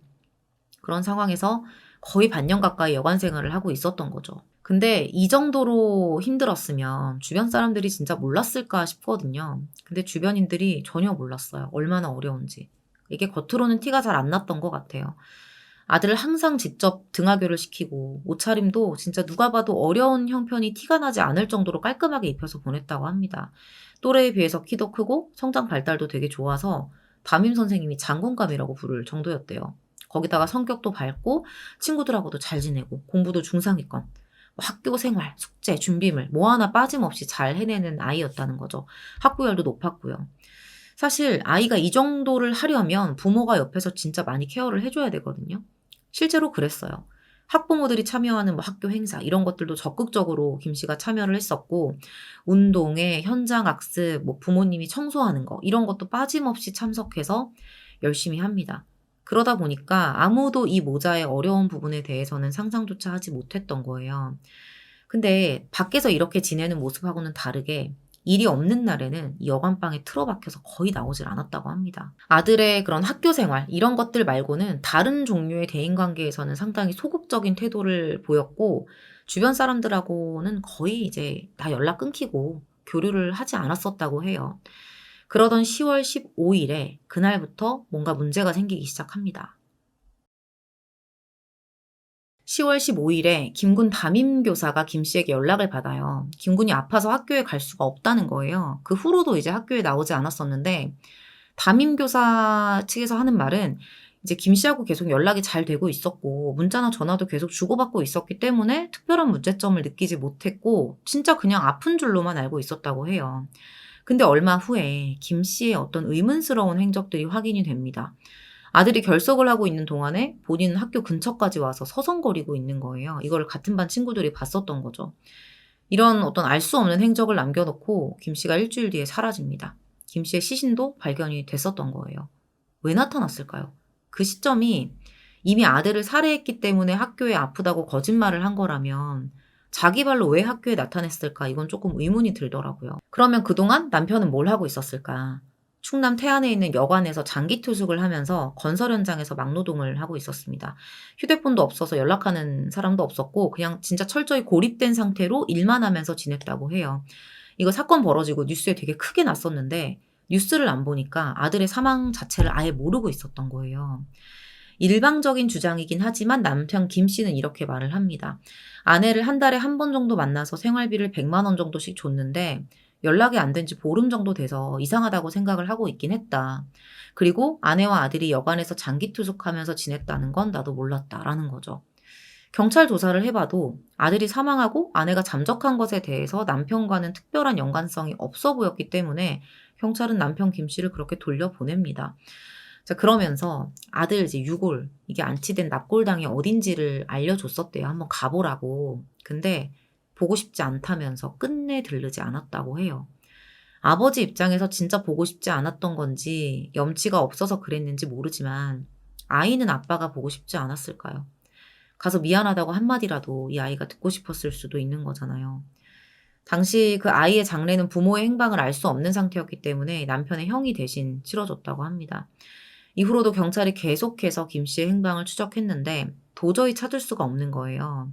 이쯤 되니까 뭔가 아이를 그렇게 해놓고 죄책감 때문에 안 좋은 선택을 한 게 아닐까 이런 의혹까지 생기고 있었어요.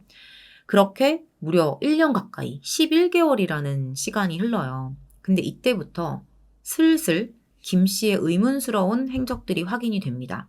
시간이 거의 1년 가까이 흐르긴 했는데 경찰은 계속 김 씨의 가족들을 지켜보고 있었거든요. 주변 사람들. 근데 갑자기 그 사라진 김 씨의 어머니, 그 어머니의 명의로 휴대폰이 개설이 된 거예요. 문제는 어머니가 이 폰을 사용하고 있는 것도 아니었고 다른 가족도 사용하지 않았다는 거예요. 그럼 도대체 이건 누가 개설을 했냐는 거죠. 이런 의심스러운 흐름을 경찰이 바로 파악을 합니다. 통화 기록 확인했고요. 위치 추적까지 마쳐요. 김 씨는 살아있을 거다. 이렇게 확신을 하고 추적 끝에 2008년 10월 2일 잠적했던 김 군의 엄마와 김 씨를 검거해요. 김 씨는 순순히 자신이 아들을 살해했다는 걸 인정해요. 그동안 무슨 일이 있었는지 경찰에 진술을 합니다. 김 씨가 주장하는 사건의 진실을 전해드릴게요. 역시나 이유는 극심한 생활고였어요. 이것 때문에 더 이상 살기 힘들다라는 생각이 들었고 아들을 살해한 뒤에 자신도 그렇게 하기로 결정을 했다는 거죠. 그래서 그러니까 날짜를 정확하게 기억을 못했던 것 같아요. 10월 중순경에 자고 있는 아들의 얼굴을 베개로 질식사시키고 본인도 시도를 합니다. 근데 실패를 해요. 본인도 살해 후에 했던 어떤 결심이 있었기 때문에 시신을 유기하는 것에 대해서 고민을 하지 않은 걸까? 그냥 여간에 두고 나갔잖아요. 그런 생각을 하기도 했었는데 결론적으로 1년이 다 되는 시간 동안 본인의 살해 사실을 자수하지 않고 피해 다녔죠. 그리고 생각을 해보면 저는 그 시신 유기에 대해서 고민하지 않았다라고 보기보다는 처리할 방법을 끝내 찾지 못했던 게 아닐까라는 생각을 했거든요. 보름 동안 시신이랑 같이 생활을 하다가 결국은 본인이 나갔잖아요. 못 버티고. 시신을 처리하려면 아무래도 이동수단도 있어야 되고 뭐가 됐든 도구가 필요한데 이것조차 할 여력이 없었을 수도 있겠죠. 그렇게 아들 시신을 버려두고 본인은 전국을 돌아다니면서 찜질방에서 도주 생활을 합니다. 식당 일용직 일을 하면서 돈을 충당하기도 했었어요. 그 일용직 일로 본인의 삶을 충당할 수 있었으면 아이를 그렇게 죽였으면 안 되는 거죠. 도대체 그러니까 진짜 부패해가는 자기 손으로 죽인 아들을 보면서 보름 동안 무슨 생각을 했을까요? 그렇게 도피 생활을 하면서 어느 정도 본인도 안정을 찾고 경찰도 조금 느슨한 것 같은 뭐 이런 생각, 그런 착각에 어머니 명의로 폰까지 만들어서 사용을 했던 것 같습니다. 김 씨에게는 살인죄, 사체유기죄가 적용이 됐는데요. 제가 결과까지, 그러니까 판결 어떻게 끝까지 났는지도 말씀을 드리고 싶은데 이 사건에서 김 씨의 최종 형량에 대한 부분은 공개되지가 않았고요. 그래서 오늘 내용은 여기까지 전해드리도록 하겠습니다. 누구보다 밝았던 김군이 그날 엄마 손에 죽지 않았다면 지금 20대 중반의 성인이 되었겠죠. 그때가 2007년 정도였으니까. 진짜 다른 방법이 없었을까? 제가 그런 일을 겪어보지 않아서 그런 삶을 살아보진 않아서 함부로 당신은 아무 노력도 하지 않은 거야. 엄마로서. 뭐 이렇게 말을 할 수는 없지만 그렇다고 상황을 벗어날 이유로 자녀를 살해하는 건 옳지 않다라고 말할 수는 있을 것 같아요. 아이를 죽이고 본인은 나가서 식당에서 일을 했잖아요. 이게 참 범행에 이르게 된 과정이 계획이었든 우발이든 해서는 안 될 짓을 한 것도 맞지만 아들을 살해하고 나서 그 죄에 대한 처벌을 피하겠다고 11개월 동안 도피 생활을 했다는 거는 더 이해하기가 힘들더라고요. 단절에 대한 좀 안타까운 마음도 있었어요. 도움을 받을 기회도 있지 않았을까. 아까 말씀을 드렸지만 김 씨가 학부모 모임에 나가는 그거를 제외하고는 여간방에 계속 틀어박혀 있거나 주변인들을 거의 만나지 않았다고 돼 있거든요. 사실 학교 행사에서 만난 엄마들이나 선생님들은 어떻게 보면은 진짜 표면적인 관계에 가까워요. 아무리 적극적으로 내가 거기 나가서 그 사람들을 자주 보고 활동을 한다고 해도 내가 지금 이런 상황이고 돈도 없고 힘들고 이런 이야기를 굳이 하지 않거든요. 특히나 이 엄마 같은 경우에는 아들이 정말 그런 환경에 있을 거라고 느껴지지 않을 만큼 잘 입히고 깔끔하게 해서 내보냈던 그런 엄마였잖아요. 아마도 이 김씨 모자의 상황이 주변에 알려지지 않은 건 그 이외에 좀 더 깊은, 그러니까 내 속 얘기를 할 수 있는 주변인들과의 관계가 단절됐기 때문이 아닐까 싶습니다. 어쩌면 티가 나지 않았던 게 아니라 그들이 이걸 눈치채고 도와줄 기회조차 없었다고 봐야겠죠. 내가 말하지 않으면 먹고 살기 바쁘잖아요, 다들. 그러니까 타인의 삶까지 들여다볼 여유가 없거든요. 이렇게 어려운 환경이었던 거, 그 사정 모두 다 밝혀진 내용이니까 그 부분은 너무나 안타깝지만 적어도 자기 발로 나타나서 내가 아들을 죽였다, 이런 이유였다, 내가 무조건 잘못했다, 처벌을 달게 받겠다. 뭐 그런다고 그 죄가 사라지는 건 아니겠지만 이런 것도 없이 그저 피해 다니기만 한다는 건 진짜 마지막 남은 엄마의 역할까지 버린 거 아닌가요? 아들을 죽였잖아요. 행복을 위해서 결혼을 했을 거고 자식도 낳았겠죠. 이 사건에서 제가 가장 슬픈 건 딱 두 가지였어요.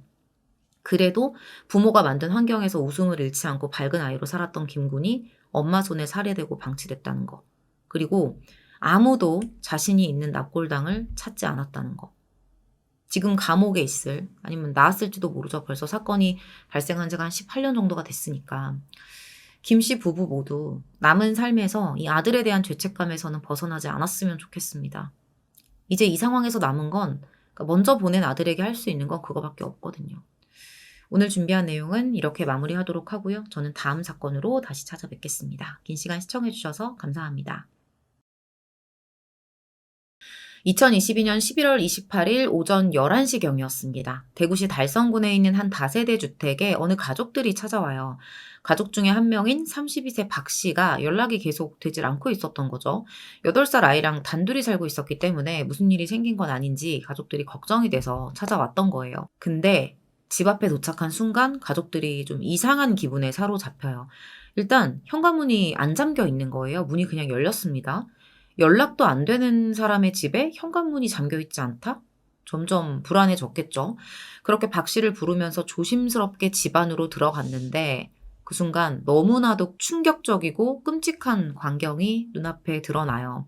박 씨의 아들 최군이 피를 흘리고 쓰러져 있는 거예요. 이미 사망한 상태였습니다. 오른쪽 다리 그 허벅지 부분에서 피가 엄청나게 많이 흐르고 있었어요. 입고 있던 바지가 그냥 피로 다 흥건하게 젖어 있을 정도였습니다. 어린애가 이런 모습으로 발견이 되면 저는 거의 정신을 못 차렸을 것 같아요. 가족들이 바로 이제 경찰에 신고를 하면서 대구 달성경찰서 수사팀과 감식팀이 곧장 현장으로 출동을 합니다. 근데 더 이상한 일이 있었어요. 이 현장에 정작 엄마 박 씨가 없는 거예요. 아들 최군만 있었습니다. 집안 여기저기를 뒤져봐도 최군을 찌른 범행 도구도 끝내 발견이 되질 않아요. 그런데 이 범행 도구 대신에 이상한 쪽지가 한 장 발견이 돼요. 누군지 모르겠는데 자필로 쓴 편지였거든요. 섬뜩한 말이 써 있었습니다. 경찰에 신고하면 너는 죽는다. 라는 식의 내용이었는데 지금 아이는 이미 사망을 해 있고 막상 엄마는 안 보이는데 집에 이상한 협박 편지만 남아있는, 그러니까 뭔가 상황이 안 좋잖아요. 사실 이렇게 아이의 시신만 발견이 되고 엄마가 사라진 상황에서 박 씨의 신변에도 문제가 생겼다라고 볼 수도 있지만 어느 정도 경찰은 박 씨가 범인일 가능성도 있다고 생각을 했을 것 같아요. 경찰이 상황을 파악한 뒤에 피해자일 수도 혹은 가해자일 수도 있는 박 씨의 행방을 추적하기 시작합니다. 바로 이 주택가 인근의 CCTV를 다 분석을 했는데 되게 수상한 남성 한 명을 포착하게 돼요. 앞으로 나올 내용을 들어보시면 아시겠지만 누가 봐도 그냥 범인이라고 볼 수밖에 없는 그런 화면이었을 거예요. 그렇게 바로 그 남성이 어디에 있는지 행적을 추적하다가 되게 빠르게 찾아내요. 오전 11시 30분경에 찾아냅니다. 범행 장소에서 멀리 있지 않았어요. 한 5분 정도 거리에 있는 공영주차장에 포터 화물차가 세워져 있었거든요. 여기 안에서 이제 독을 하고 있었던 거죠. 48세 남성 김 씨였습니다. 바로 이제 현행범으로 체포가 되기는 했는데 일단 치료를 받아야 되니까 수사를 받더라도 치료가 먼저였기 때문에 병원으로 이송이 돼서 치료를 받아요. 그리고 30분 뒤에는 휴대폰 위치 추적을 해서 박 씨를 찾아냅니다. 박 씨는 달성군 옥포읍 신당리의 낙동강 둔치에 세워진 승용차 안에서 발견이 돼요. 중상을 입고 정신을 잃은 상태였어요. 보니까 너무 심각했습니다. 오른쪽 옆구리 쪽의 복부가 흉기에 심하게 찔려서 출혈이 있는 상태였고 간에까지 상처를 입어서 바로 이제 병원에 실려가서 봉합수술을 받아요.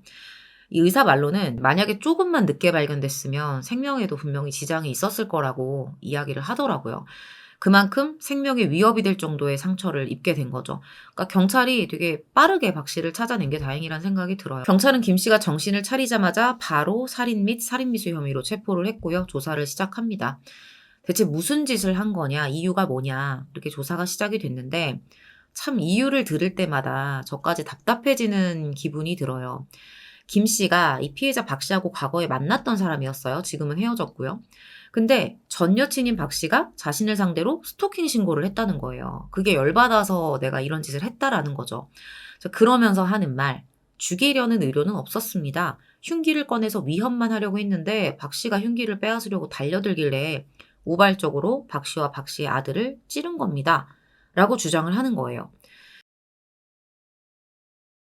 나중에 이제 검찰에 송치가 돼서 보안 조사를 받는데 이때 이제 또 피해자 박 씨는 수술을 받고 회복해서 퇴원을 하거든요. 바로 피해자 조사를 받으면서 당시 상황에 대해서 지금 진술을 해야 되는데 이게 너무 안타까웠던 게 뭐냐면 박 씨가 하나도 기억을 못 하는 거예요. 그러니까 아들이 사망했다라는 걸 알게 되면서 엄청난 충격을 받게 된 거죠. 이 과정에 대해서는 제가 이제 뒤에서 바로 전해드리도록 할게요. 본인도 지금 진술이 어려운 상태예요. 차 안에서는 공격당한 채로 실신해 있었고, 그러니까 김 씨가 명확하게 무슨 짓을 했는지 지금 알아내야 되잖아요. 다행히도 이 차 안에 블랙박스가 설치돼 있었어요. 압수수색을 하면서 바로 메모리를 확보하고 분석을 했는데 이 안에 김 씨가 박 씨에게 무슨 짓을 했는지 고스란히 뭐 행동, 소리, 말 다 담겨 있었습니다. 살인 미수뿐만이 아니었어요. 당연히 이 차에는 강제로 태운 거고요. 감금해 놓고 성폭행 시도까지 했다는 게 추가로 확인이 돼요. 제가 뒤에서 말씀을 드리겠지만 박 씨는 집에 아들을 두고 온 상태였기 때문에 정신이 온전치 못한 상태에서 한거불능 상태였어요. 그런 박 씨에게 감금을 해놓고 그런 짓을 했던 거죠. 블랙박스를 통해서 이런 사실이 밝혀지면서 검찰이 추가적으로 혐의를 더 적용해요. 경찰이 판단한 혐의가 있고 여기에 이제 더 추가를 한 거예요. 그렇게 해서 최군 살인, 박씨 살인미수, 준감금, 준강간 혐의로 기소가 됩니다. 그리고 사건 발생 이후에 국가수에서 최군의 부검 결과가 전달이 돼요. 이게 정말 너무 충격적이었어요. 허벅지 서해부라고 하죠. 우리가 보통 사타구니라는 말을 쓰는데 이 부위를 깊게 그것도 여러 번 공격당해서 동맥과 정맥이 다 절단된 거예요. 그래서 그렇게 피가 많이 났었던 거예요. 어떻게 아이에게 이런 짓을 하냐고요. 나중에 이제 조금 지나서 박 씨가 이제 피해자 조사를 받을 때 이렇게 말을 해요. 참 이걸 기억해내는 엄마의 마음이 어땠을지 너무 마음이 아픈데 아들이 칼에 찔리고 얼마 지나지 않아서 움직이지 않는 등 급격히 의식을 잃고 있었다라고 진술을 합니다. 이미 범행 직후부터가 공격당한 직후부터 목숨을 살리기 너무 힘든 상황이었던 거예요. 그만큼 급박했던 거죠. 이것도 사실 흉기를 찾아야 되는데 사건 현장에서는 끝끝내 찾지를 못해요. 그래서 유사한 칼을 놓고 비교를 해봤거든요. 이 추정되는 범행 도구가 사람을 살상하기에 충분한 흉기로 판단이 됩니다. 그렇게 최군의 사인은 과다출혈에 의한 실혈성 쇼크사로 나와요. 그 어린아이가 엄마가 지켜보는 데서 동맥과 정맥까지 절단된 상태로 피 흘리면서 참혹하게 죽어갔던 거죠. 이걸 눈으로 보고 나서 김 씨 차에 강제로 태워졌기 때문에 왜 박 씨가 심신상실 상태였는지 여러분들도 이해하실 수 있을 거예요. 당장에 구급차를 불러서 조치를 취해도 모자랄 정도로 심한 상처를 입었는데 그 아이를 방치하고 엄마를 납치해갔다? 저는 진짜 여기서 되게 많이 화가 났어요. 그 어떤 것보다 잔인하고 끔찍하다. 진짜 이거는 진짜 악마도 울고 갈 정도의 악마다. 범행 동기에 대한 부분도 그랬지만 의도적으로 아이가 사망에 이를 만큼 공격을 해놓고 그 아이를 보호하고 물론 너무나 위독했지만 어떻게든 구호 조치를 할 수 있는 엄마를 강제로 끌고 가서 아이를 방치해서 죽게 만들었다는 게 진짜 말이 안 나오더라고요. 자, 제가 지금부터 범행 전말에 대한 이야기를 전해드릴 텐데 정말 다행히도 이제 박 씨가 살아있었기 때문에 피해자 진술, 경찰 조사 내용, 또 범인의 주장까지 함께 정리해서 전달을 드릴 수 있을 것 같아요. 지금 뭐 예상으로는 영상이 한 7분 정도 진행이 됐을 것 같은데 앞으로 제가 말씀드릴 전말을 들으시면 여러분들 더 분노하게 되실 수도 있습니다. 검찰의 보완조사 과정에서 최종적으로 밝혀진 범행의 전말이에요. 피해자 박 씨는 중국 국적의 여성이었고요. 범인 김 씨는 한국인이었습니다. 김 씨를 만났을 때 이미 이제 박 씨는 최군을 키우고 있는 상태였어요. 다른 사람하고 과거에 낳았던 아이예요. 그렇게 그 아이하고 단둘이 살고 키우다가 2020년 6월부터 김 씨하고 사귀기 시작한 거예요. 그렇게 오래 사귀진 않았습니다. 4개월 정도 만남을 갖다가 같은 해 10월에 헤어졌어요. 근데 문제는 그 다음부터예요. 헤어지고 나서도 김 씨가 박 씨에게 계속 집착을 하는 거예요. 너무 추하게 행동을 하는 거죠. 결국에 이제 박 씨가 견디다 못해 2022년 11월 22일에 김 씨를 스토킹 혐의로 신고를 해요. 헤어지고 나서 이제 너무 그리워서 연락도 한번 해보고 뭐술 먹고 진상도 부려보고 집 앞에 찾아가고 한두 번 이럴 수 있다고 쳐요. 근데 이거를 스토커로 신고를 할 정도면 그 선을 이미 넘어도 한참 넘은 거겠죠. 그러니까 상대가 싫다고 표현한 것에 대해서 수십 번 무시를 했을 거고요.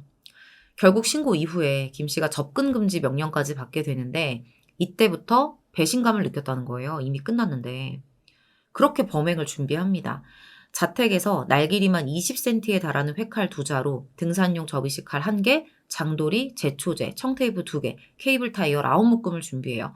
그래놓고 아까 경찰 조사에는 그랬잖아요. 뭐 겁만 주려고 했다. 근데 겁주려는 사람이 뭐를 이렇게 여러 가지를 구체적으로 용도별로 싹 다 준비를 하냐는 거죠. 결국에 본인이 저지른 짓에 대해서 떳떳하게 밝히지도 못할 거면서 왜 이런 나쁜 행동, 나쁜 짓 이런 것들을 벌이려는 겁니다. 참 그래놓고는 자신의 심정을 담은 편지까지 썼대요. 그렇게 범행 디데이를 11월 28일로 정했고요. 그렇게 그날 새벽 일찍 대구 달성군에 있는 박 씨의 거주지를 향해서 출발을 합니다. 얼마나 철저했는지 박 씨를 이제 죽이러 가는 거를 누가 알게 될까봐 평소에 본인이 타던 차가 있었어요. 이거를 먼저 일단 박 씨 집 인근에 있는 주차장에 세워두고 본인은 포터 화물차를 운전해서 범행 장소 앞에 주차를 해놔요. 그리고는 집 현관문 앞에서 박 씨가 이제 출근하려고 나올 거니까 그때까지 기다리고 있었어요. 오전 8시 10분경 박 씨가 현관문을 엽니다. 그 틈을 놓치지 않고 흉기를 들고 박 씨를 이제 강제로 밀면서 집 안으로 침입을 해요. 그냥 평범한 날이었죠. 출근하려고 문을 열었는데 무방비 상태에서 문을 열고 밀고 들어오는데 어떻게 할 수가 있겠어요? 힘을 쓸 수가 없었습니다. 바로 이제 충격을 그대로 몸으로 받고 바닥에 넘어졌는데 이때부터 막 복부를 걷어차기 시작해요. 진짜 정신을 차릴 수 없을 정도로. 근데 저는 이 부분이 너무 가슴 아팠어요. 이거를 아들 최군이 본 거예요. 엄마가 넘어져서 맞고 있는 거를. 그 어린애가 흉기를 들고 있는 김 씨에게 달려듭니다. 엄마 해치지 말라고. 우리 엄마한테 그러지 말라고. 근데 여기서 김 씨가 눈이 돌아서 바로 최군을 공격을 했던 거죠. 오른쪽 허벅지를 강하게 공격합니다. 아이가 얼마나 아팠겠어요. 박 씨가 이제 아들이 찔려가지고 피 흘리는 걸 보고서 이젠 뭐 그런 거 없는 거야. 그냥 막 매달려서 애원을 해요.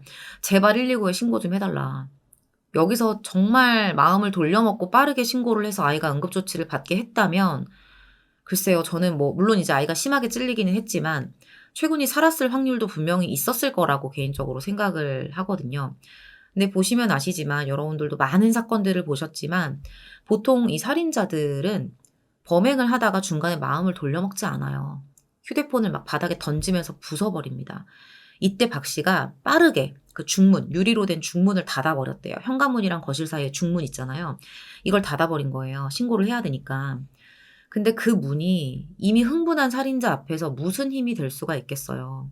김 씨가 바로 유리 중문을 깨뜨리고 넘어와서 박 씨를 공격합니다. 박 씨가 입었던 상처가 이때부터 이제 생긴 거예요. 그리고는 아파서 신음하는 박 씨를 강제로 끌고 1층 주차장으로 이동해서 차에 타라고 명령을 해요. 흉기를 들고 있는 살인자라고 해도 그 차에 탈 수가 없을 거예요. 왜냐? 내가 죽을까 봐서가 아니라 지금 죽을 위기에 처해 있는 아이가 혼자 있잖아요. 저항을 해요. 근데 다시 박 씨를 때리면서 정신을 잃게 하고 화물차에 기어이 태웁니다. 그리고 나서는 저는 이 행동은 조금 이해가 안 갔어요. 현장에다가 아까 전에 편지 써놨었잖아요. 그 편지를 놔두고 박 씨를 자신의 승용차로 옮겨 태웁니다. 그리고 가는 길에 이제 제초제 2병을 추가로 구입을 해요. 오전 8시 40분경에 달성군 낙동강 둔치에 도착을 합니다. 여기서 이제 박 씨가 간신히 정신을 차렸는데 아까 전에 그 차에 블랙박스 기록이 있었잖아요. 진짜 여기서 차마 입에 담을 수도 없는 폭언, 욕설, 성적 비하 발언 이런 걸 막 쏟아내요. 판결문을 보면 그러니까 김 씨가 박 씨에게 당시에 했던 말들이 되게 상세하게 나와 있거든요. 근데 이게 방송에서 제가 차마 말씀드리지 못할 만큼 그러니까 제가 제 입으로 말하기도 듣는 여러분들도 힘들 정도의 표현들이 너무나 많아요. 그나마 순화해서 말씀을 드리자면 네가 스토킹 신고해서 내가 정신병자 취급받게 생겼으니 책임져라. 다 죽자. 이러면서 욕을 퍼붓습니다. 나중에는 이제 박 씨도 막 피는 흐르지. 맞은 충격이 있지. 심신은 정상이 아니지. 거의 이제 포기 상태로 있었거든요. 그런 박 씨를 성폭행하려는 시도까지 해요. 근데 말씀드렸지만 시도였어요. 이것도 강간미수에 그칩니다. 성적 불능 상태였던 거죠. 더 이상 이제 시도를 못했는데 여기서 또 갑자기 지 혼자 열이 받은 거예요. 박 씨를 차에다 감금을 해놓고 계속 욕을 하고 퍼붓고 때려요. 죽어가는, 그러니까 죽었을지도 모르는 아들을 집에 두고 지금 박 씨는 이런 일을 당하고 있었던 거예요. 제가 엄마의 입장에서 생각을 해봤어요. 제가 만약에 그런 상황이라면 그 상황도 너무나 공포스럽겠지만 지금 내 몸에서 찔린 고통이나 흐르는 피보다 집에서 제발 아이가 버텨주기를, 죽지 않기를, 누군가 그 아이를 발견해서 병원에 데려갔기를 진짜 그 생각밖에 들지 않았을 것 같아요. 근데 너무나도 슬프게도 그 시간 동안 최군은 과다출혈로 서서히 혼자 죽어가고 있었습니다. 박 씨도 출혈로 정신을 잃어가고 있었고요. 이대로 두면 박 씨가 죽는다는 걸 김 씨도 분명히 알고 있었을 거예요. 그걸 알면서도 죽으라고 그대로 두고 본인은 화물차를 주차해둔 장소로 다시 돌아와서 아까 이동 중에 구매했던 제를 꺼내 듭니다. 나중에 이제 뭐 경찰에다가 잡혔을 때 무슨 쇼를 하려고 이런 짓을 했는지는 모르겠지만 딱 치료만 받으면 다시 깨어날 수 있을 만큼만 삼킨 것 같아요. 병원에서 위세척 받고 바로 정신 차렸거든요. 처음에 이제 경찰 조사 받을 때 이렇게 말을 해요. 다 우발적인 거다. 그냥 내가 겁만 주려고 했는데 그 과정에서 이렇게 된 거다. 이렇게 진술을 했었잖아요. 근데 이후에 이제 추가로 진행된 검찰 조사에서 검찰이 증거물로 채택한 승용차 블랙박스에 녹음된 내용을 들어보면 이건 누가 봐도 계획적인 살해입니다. 그런 정황이 다 포착이 됐어요. 이런 말이 녹음이 돼 있었어요. 지옥에 안 떨어지겠나 사랑하는 사람을 칼로 찌르고 자식을 칼로 찌르고 했으니까. 지금 최군을 본인의 자식이라고 말을 하네요. 이런 거를 뚫린 입이라고 하는 건가요? 결국 이 말은 자기 스스로 최군과 박 씨를 의도적으로 찔렀다는 점을 인정하고 있는 말이죠. 그리고 그 집에다가 놓고 갔다는 박 씨 집에다가 놓고 갔다는 편지도 보면 상황에 따라서 얼마든지 박 씨를 살해하는 것도 감수하겠다라는 의도가 표출된 거라고밖에 볼 수 없거든요. 근데 범인이 최군을 찌르고 박 씨를 데리고 나오는 과정에서 다시 들어가서 두고 나오잖아요. 이건 조금 저는 이해가 좀 안 가더라고요. 여러분들은 이 부분에 대해서 어떻게 생각하시는지 좀 댓글 달아주셨으면 좋겠습니다. 자, 이어서 재판 내용 전해드릴게요. 이 사건이 진짜 얼마 안 된 사건이에요. 아직 2년도 되지 않았거든요. 2023년 5월 11일에 1심 재판부가 김 씨에게 조금 길어요. 살인 및 살인미수, 준감금, 준강간미수 혐의로 징역 40년, 40시간의 성폭력 치료 프로그램 이수, 아동청소년 기관 및 장애인 관련 기관 7년간 취업 제한, 20년 위치 추적 전자장치 부착을 명령합니다. 저 7년의 취업 제한도, 그러니까 7년 동안 그런 기관의 취업을 제한시킬 정도의 문제를 저지른 거면 어쨌든 그게 인정이 된 거잖아요. 그러면 그런 기관에는 평생 취업을 금지시켜야 되는 게 아닐까 싶어요. 뭐가 그렇게 어렵다고. 저는 저게 진짜 무슨 의미가 있는지 모르겠습니다. 재판부는 판결문에서 범행 당시의 정황을 비춰봤을 때 피고인이 피해자에 대한 비정상적인 집착과 질투로 계획적인 범행을 저질렀다고 판단을 합니다. 피고인이 우발적으로 범행을 주장하고는 있지만 차량 블랙박스에 녹음된 음성에 본인의 의도적인 범행을 인정하는 취지의 말을 한 것이 명백하다는 거죠. 당시에 법원에서 채택했던 증거하고 사실들을 종합해보면 범행 당시에 피고인에게 적어도 박 씨에 대한 살인의 미필적 고의가 있었음을 충분히 인정할 수 있다라고 했어요. 그리고 아들을 살려달라, 제발 좀 살려달라는 그 피해자의 구호까지 외면을 하고 본인의 왜곡된 욕망만 채우려 한 점은 지극히 반인륜적이고 반사회적이라고도 했습니다. 그렇게 징역 40년이 확정이 돼요. 우리나라 유기징역형 상한선이 징역 30년이에요. 다만 가중처벌의 경우에는 50년까지도 가능합니다. 2010년 4월 14일까지 유기징역의 상한선은 15년이었고요. 가중처벌의 경우 25년이었는데 그해 4월 15일에 이제 형법 개정이 되면서 유기징역형의 상한선이 30년, 가중처벌 시 50년으로 지금 높아진 거예요. 저희 채널에서 한 몇 달 전에 다뤘었던 호스트바 손님 살인사건 기억하실 텐데 이때도 이제 범인이 유기징역 상한선을 넘는 징역 42년형을 선고를 받은 적이 있었고요. 조주빈 아시죠? 조주빈도 징역 42년에 전자발찌 30년 부착 명령을 확정받습니다. 찾아보니까 최근에 5년형이 더 추가가 됐더라고요. 대구판 돌려차기 범인에게는 국내 사법사상 최장기 유기징역형인 징역 50년이 선고됩니다. 물론 나중에 이제 이거는 절반 가까이 감형이 되면서 논란이 좀 있었어요. 여러분들 사건 내용 들으시면서 저마다의 시각, 저마다의 마음으로 보셨을 거라고 생각을 해요. 끔찍하게 범행을 저지른 김 씨에 대한 분노는 당연한 거고요.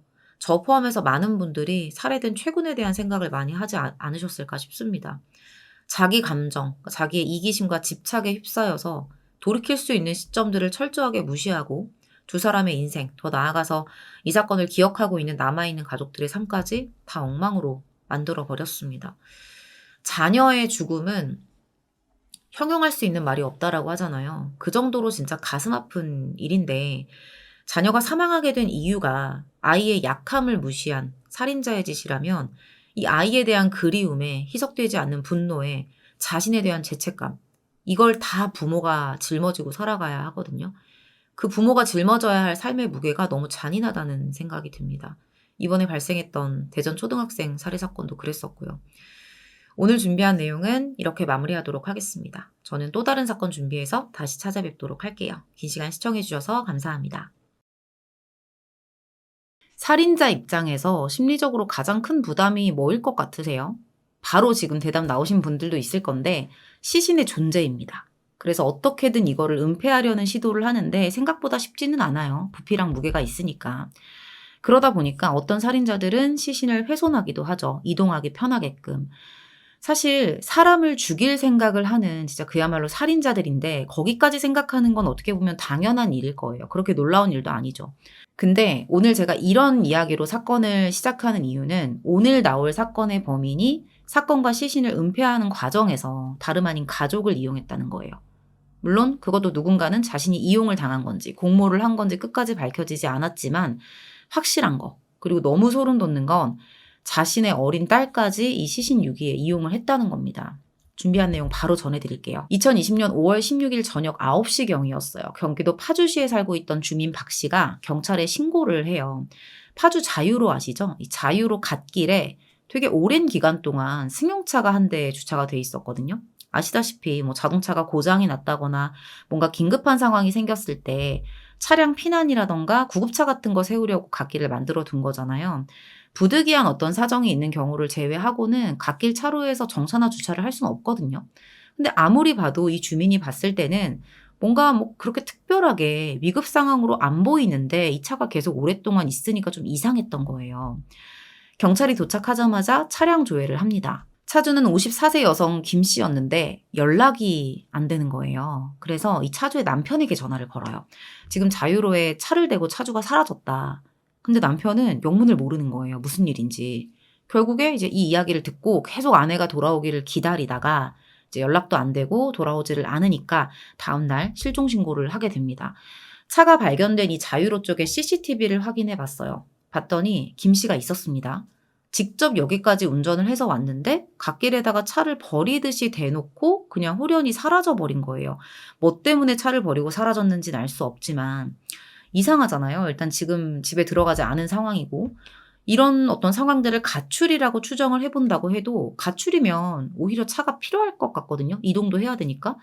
차를 버려야 했던 어떤 특별한 이유라도 있었던 걸까 싶은데 또 여기서 의문인 건 보통 차를 이런 방식으로 버려야겠다라는 마음을 먹었다면 굳이 이렇게 사람들이 쉽게 발견할 수 있는 곳에 버릴 것 같지는 않거든요. 이렇게 아무 데나 버리면 안 되기 때문에 정말 버리고 싶었다면 한적한 공터라던가 사람들이 잘 모르는 이런 곳에다가 버릴 것 같은데 이 부분도 조금 의문스러워요. 경찰도 이것에 대해서 의문이 있었습니다. 이거 어쩌면 단순 가출이 아닐 수도 있겠다. 어떤 사건에 연루됐을 수도 있겠다라고 판단을 합니다. 바로 김 씨의 행적을 찾아 나섰어요. 거꾸로 이제 김 씨의 행적을 조사하기 시작했는데 마지막 행적이 나와요. 그러니까 사라지기 전에 자유로의 차를 대기 전이죠. 5월 16일에 어떤 부부의 집에 김 씨가 방문을 했었던 거예요. 37 동갑내기 부부인 강 씨와 최 씨의 집이었습니다. 바로 강 씨 아파트 CCTV부터 확인을 해봤는데 김 씨가 그 집에 들어갔다가 몇 시간 있다가 아무 일 없다는 듯이 혼자 나와서 차에 타는 거예요. 그렇게 자유로까지 운전을 해서 거기서 차를 버리고 사라진 거죠. 일단 강 씨 집에서 나온 시간 그리고 차를 버린 시간 이런 것들은 공개가 되지 않았습니다. 근데 강 씨의 집에서 지금 무슨 일이 있었는지 알 수가 없잖아요. 근데 딱 보면 뭔가 행동의 흐름이 조금 이상한 건 맞아요. 어딘가에 그러니까 누군가의 집에 방문을 했다가 그 집에서 못 나온 것도 아니고 제 발로 나와서 차를 타고 이동을 했는데 뜬금없이 스스로 차를 대놓더니 사라졌다? 가족에게 연락도 하지 않는다? 뭔가 그 집에 들어가기 전과 후에 뭔가 김 씨의 행동이 좀 이해하기 힘든 방향으로 흘러가는데 분명히 영향을 준 게 있을 거란 말이에요. 그래서 이때부터 경찰이 저 부부 집에서 무슨 일이 있었던 것 같다. 이 부부를 의심을 하기 시작해요. 뭔가 이 부부의 집에서 내가 잠적하고 싶을 만큼 안 좋은 일이 있었나? 라는 생각을 한 거죠. 근데 저 지금 말하면서도 조금 너무 소름 돋거든요. 경찰이 아예 몰랐던 게 있어요. 완전히 속아 넘어간 게 있었습니다. 강 씨 부부가 김 씨한테 어떤 육체적인 해를 가하지 않았다는 거는 일단 경찰이 인지한 부분이었잖아요. 제 발로 걸어 나갔으니까. 그러다 보니까 이 두 부부를 의심하기는 했지만 뭔가 혐의점은 찾을 수가 없는, 그래서 용의선상에도 올릴 수 없는 상황이었거든요. 그래서 경찰이 아까 전에 확인해봤던 그 CCTV, 김 씨가 나가는 그 CCTV를 다시 여러 번 계속 반복적으로 확인을 해봐요. 근데 너무 이상한 게 있었던 거죠. 처음에 강 씨 집으로 들어가던 김 씨, 그리고 강 씨의 집에서 나오던 김 씨의 모습이 묘하게 다른 거예요. 같은 옷을 입고는 있는데 왜 이상하지 싶어서 계속 반복적으로 자세히 확인을 해봤는데 나오는 사람이 김 씨가 아니었습니다. 누구였냐? 강 씨의 아내인 최 씨였던 거죠. 이유는 알 수 없지만 최 씨가 김 씨의 옷을 입고 마치 김 씨인 것처럼 행동을 하면서 집을 나와서 김 씨의 차를 끌고 파주 자유로까지 간 거예요. 그리고 중요한 건 그 집에 들어갔던 진짜 김 씨가 강 씨 집 밖으로 나오는 장면은 어디에도 찍혀있지 않았습니다. 이건 100%죠. 이들 부부의 손에 김 씨가 사망했을 거다. 경찰이 이런 CCTV 분석 과정을 하고 나서 바로 이제 강 씨 부부의 집을 수색하기 시작해요. 긴급 체포가 됐고요. 명백한 증거를 딱 들이대니까 바로 범행은 인정을 해요. 그때 강 씨가 뭐라고 주장을 하냐면, 내가 김 씨랑 내연 관계였다. 그냥 이제 그만 만나야겠다 싶어서 김 씨한테 관계를 정리하자고 했는데 김 씨가 이별을 받아들이지 않으면서 그걸 따지겠다고 우리 집에 찾아왔었다. 라는 거예요. 그래서 가족들한테 내연 관계에 걸릴까봐 겁이 나서 서로 싸우다가 내가 우발적으로 살해를 했다라고 주장을 하는 거죠. 이후에는 시신을 훼손해서 이제 서해바다에 유기했다라고 했었고요. 강 씨 아내였던 최 씨도 같은 말을 해요. 두 사람이 내연 관계였다는 거. 그리고 사건이 벌어지고 나서 내가 그걸 은폐해주기 위해서 김 씨인 척 차를 버리고 시신을 유기했다는 거. 그러니까 두 사람이, 강 씨, 최 씨, 이 부부 두 사람이 미리 입을 맞춘 건지는 모르겠지만 너무 이상하죠. 이상하지 않아요? 아내 모르게 하려고 싸우다가 내연녀를 살해했는데 이후에 시신 은폐를 아내가 함께 도왔다? 이게 만약에 사실이면 우발적 살인이라고 했잖아요. 아내 입장에서는, 아내 최 씨의 입장에서는 그 짧은 시간 동안 남편한테 내연녀가 있었다는 사실을 알게 된 거죠. 그리고 그 사람을 남편이 죽였다는 사실까지 받아들여야 되는 거예요. 그 상황에서 또 그 짧은 시간에 냉정함을 찾고 시신을 유기해야 되는 거거든요. 그 시신에 옷까지 입고. 도무지 이게 앞뒤 상황이 이해가 안 가고 잘 연결이 안 되는 느낌이기는 해요. 그렇게 이 부부에 대한 수사가 진행이 되면서 5월 21일이 됩니다. 그날 오후 9시 35분경에 충남 갯벌 해상에서 한 관광객이 갯벌에 나갔다가 뭔가를 발견하게 돼요. 뭔가 사람 팔 모양 같은 게 좀 있어서 마네킹인가? 이렇게 생각을 했었는데 그 주변에 또 사람의 어떤 머리 형태가 있었던 거예요.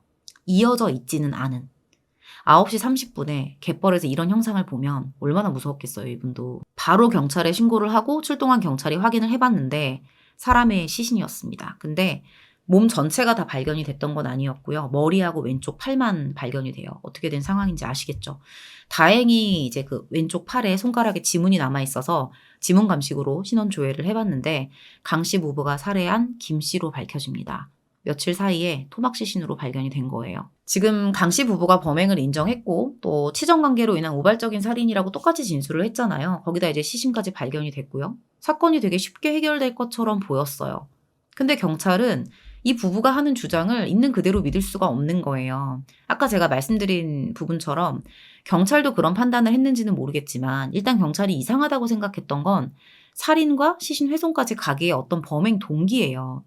그런 식으로 진행이 되기에는 뭔가 석연치 않다라고 느낀 거죠. 그래서 추가 조사를 진행을 해요. 해보니까 살인을 저지른 건 다른 이유였습니다. 이 강 씨하고 사망한 김 씨 사이에 돈 문제가 얽혀 있었던 거예요. 강 씨가 김 씨한테 줘야 되는 어떤 돈이 있었던 거예요. 김 씨는 또 강 씨한테 계속 돈을 달라고 독촉하고 있는 상황이었던 거고요. 경찰이 이걸 파악하고 나서 돈 문제 얽혀 있는 거 다 알고 있다. 이렇게 어떤 확보된 정황에 대해서 강 씨에게 이야기를 하니까 그게 맞다라고 진술을 번복합니다. 근데 바로 뒤에 나오는 내용을 여러분들이 들어보시면 여기서 강 씨가 또 약간 진술을 번복을 해요. 지금 이 사건이 판결문, 제가 항상 판결문을 확인을 하는데 판결문이 비공개 상태더라고요. 그래서 언론에 공개된 사건 내용 그리고 재판 결과 그런 것들이 전해진 내용들이 있어요. 이걸 바탕으로 제가 정리를 해봤습니다. 일단 사건 당일에 이 살인을 저지른 이 부부만이 알고 있는 이야기가 있다는 걸 생각하면서 여러분들이 들어주시면 될 것 같아요. 자, 일단 강 씨와 김 씨, 이 두 사람이 어떤 관계냐?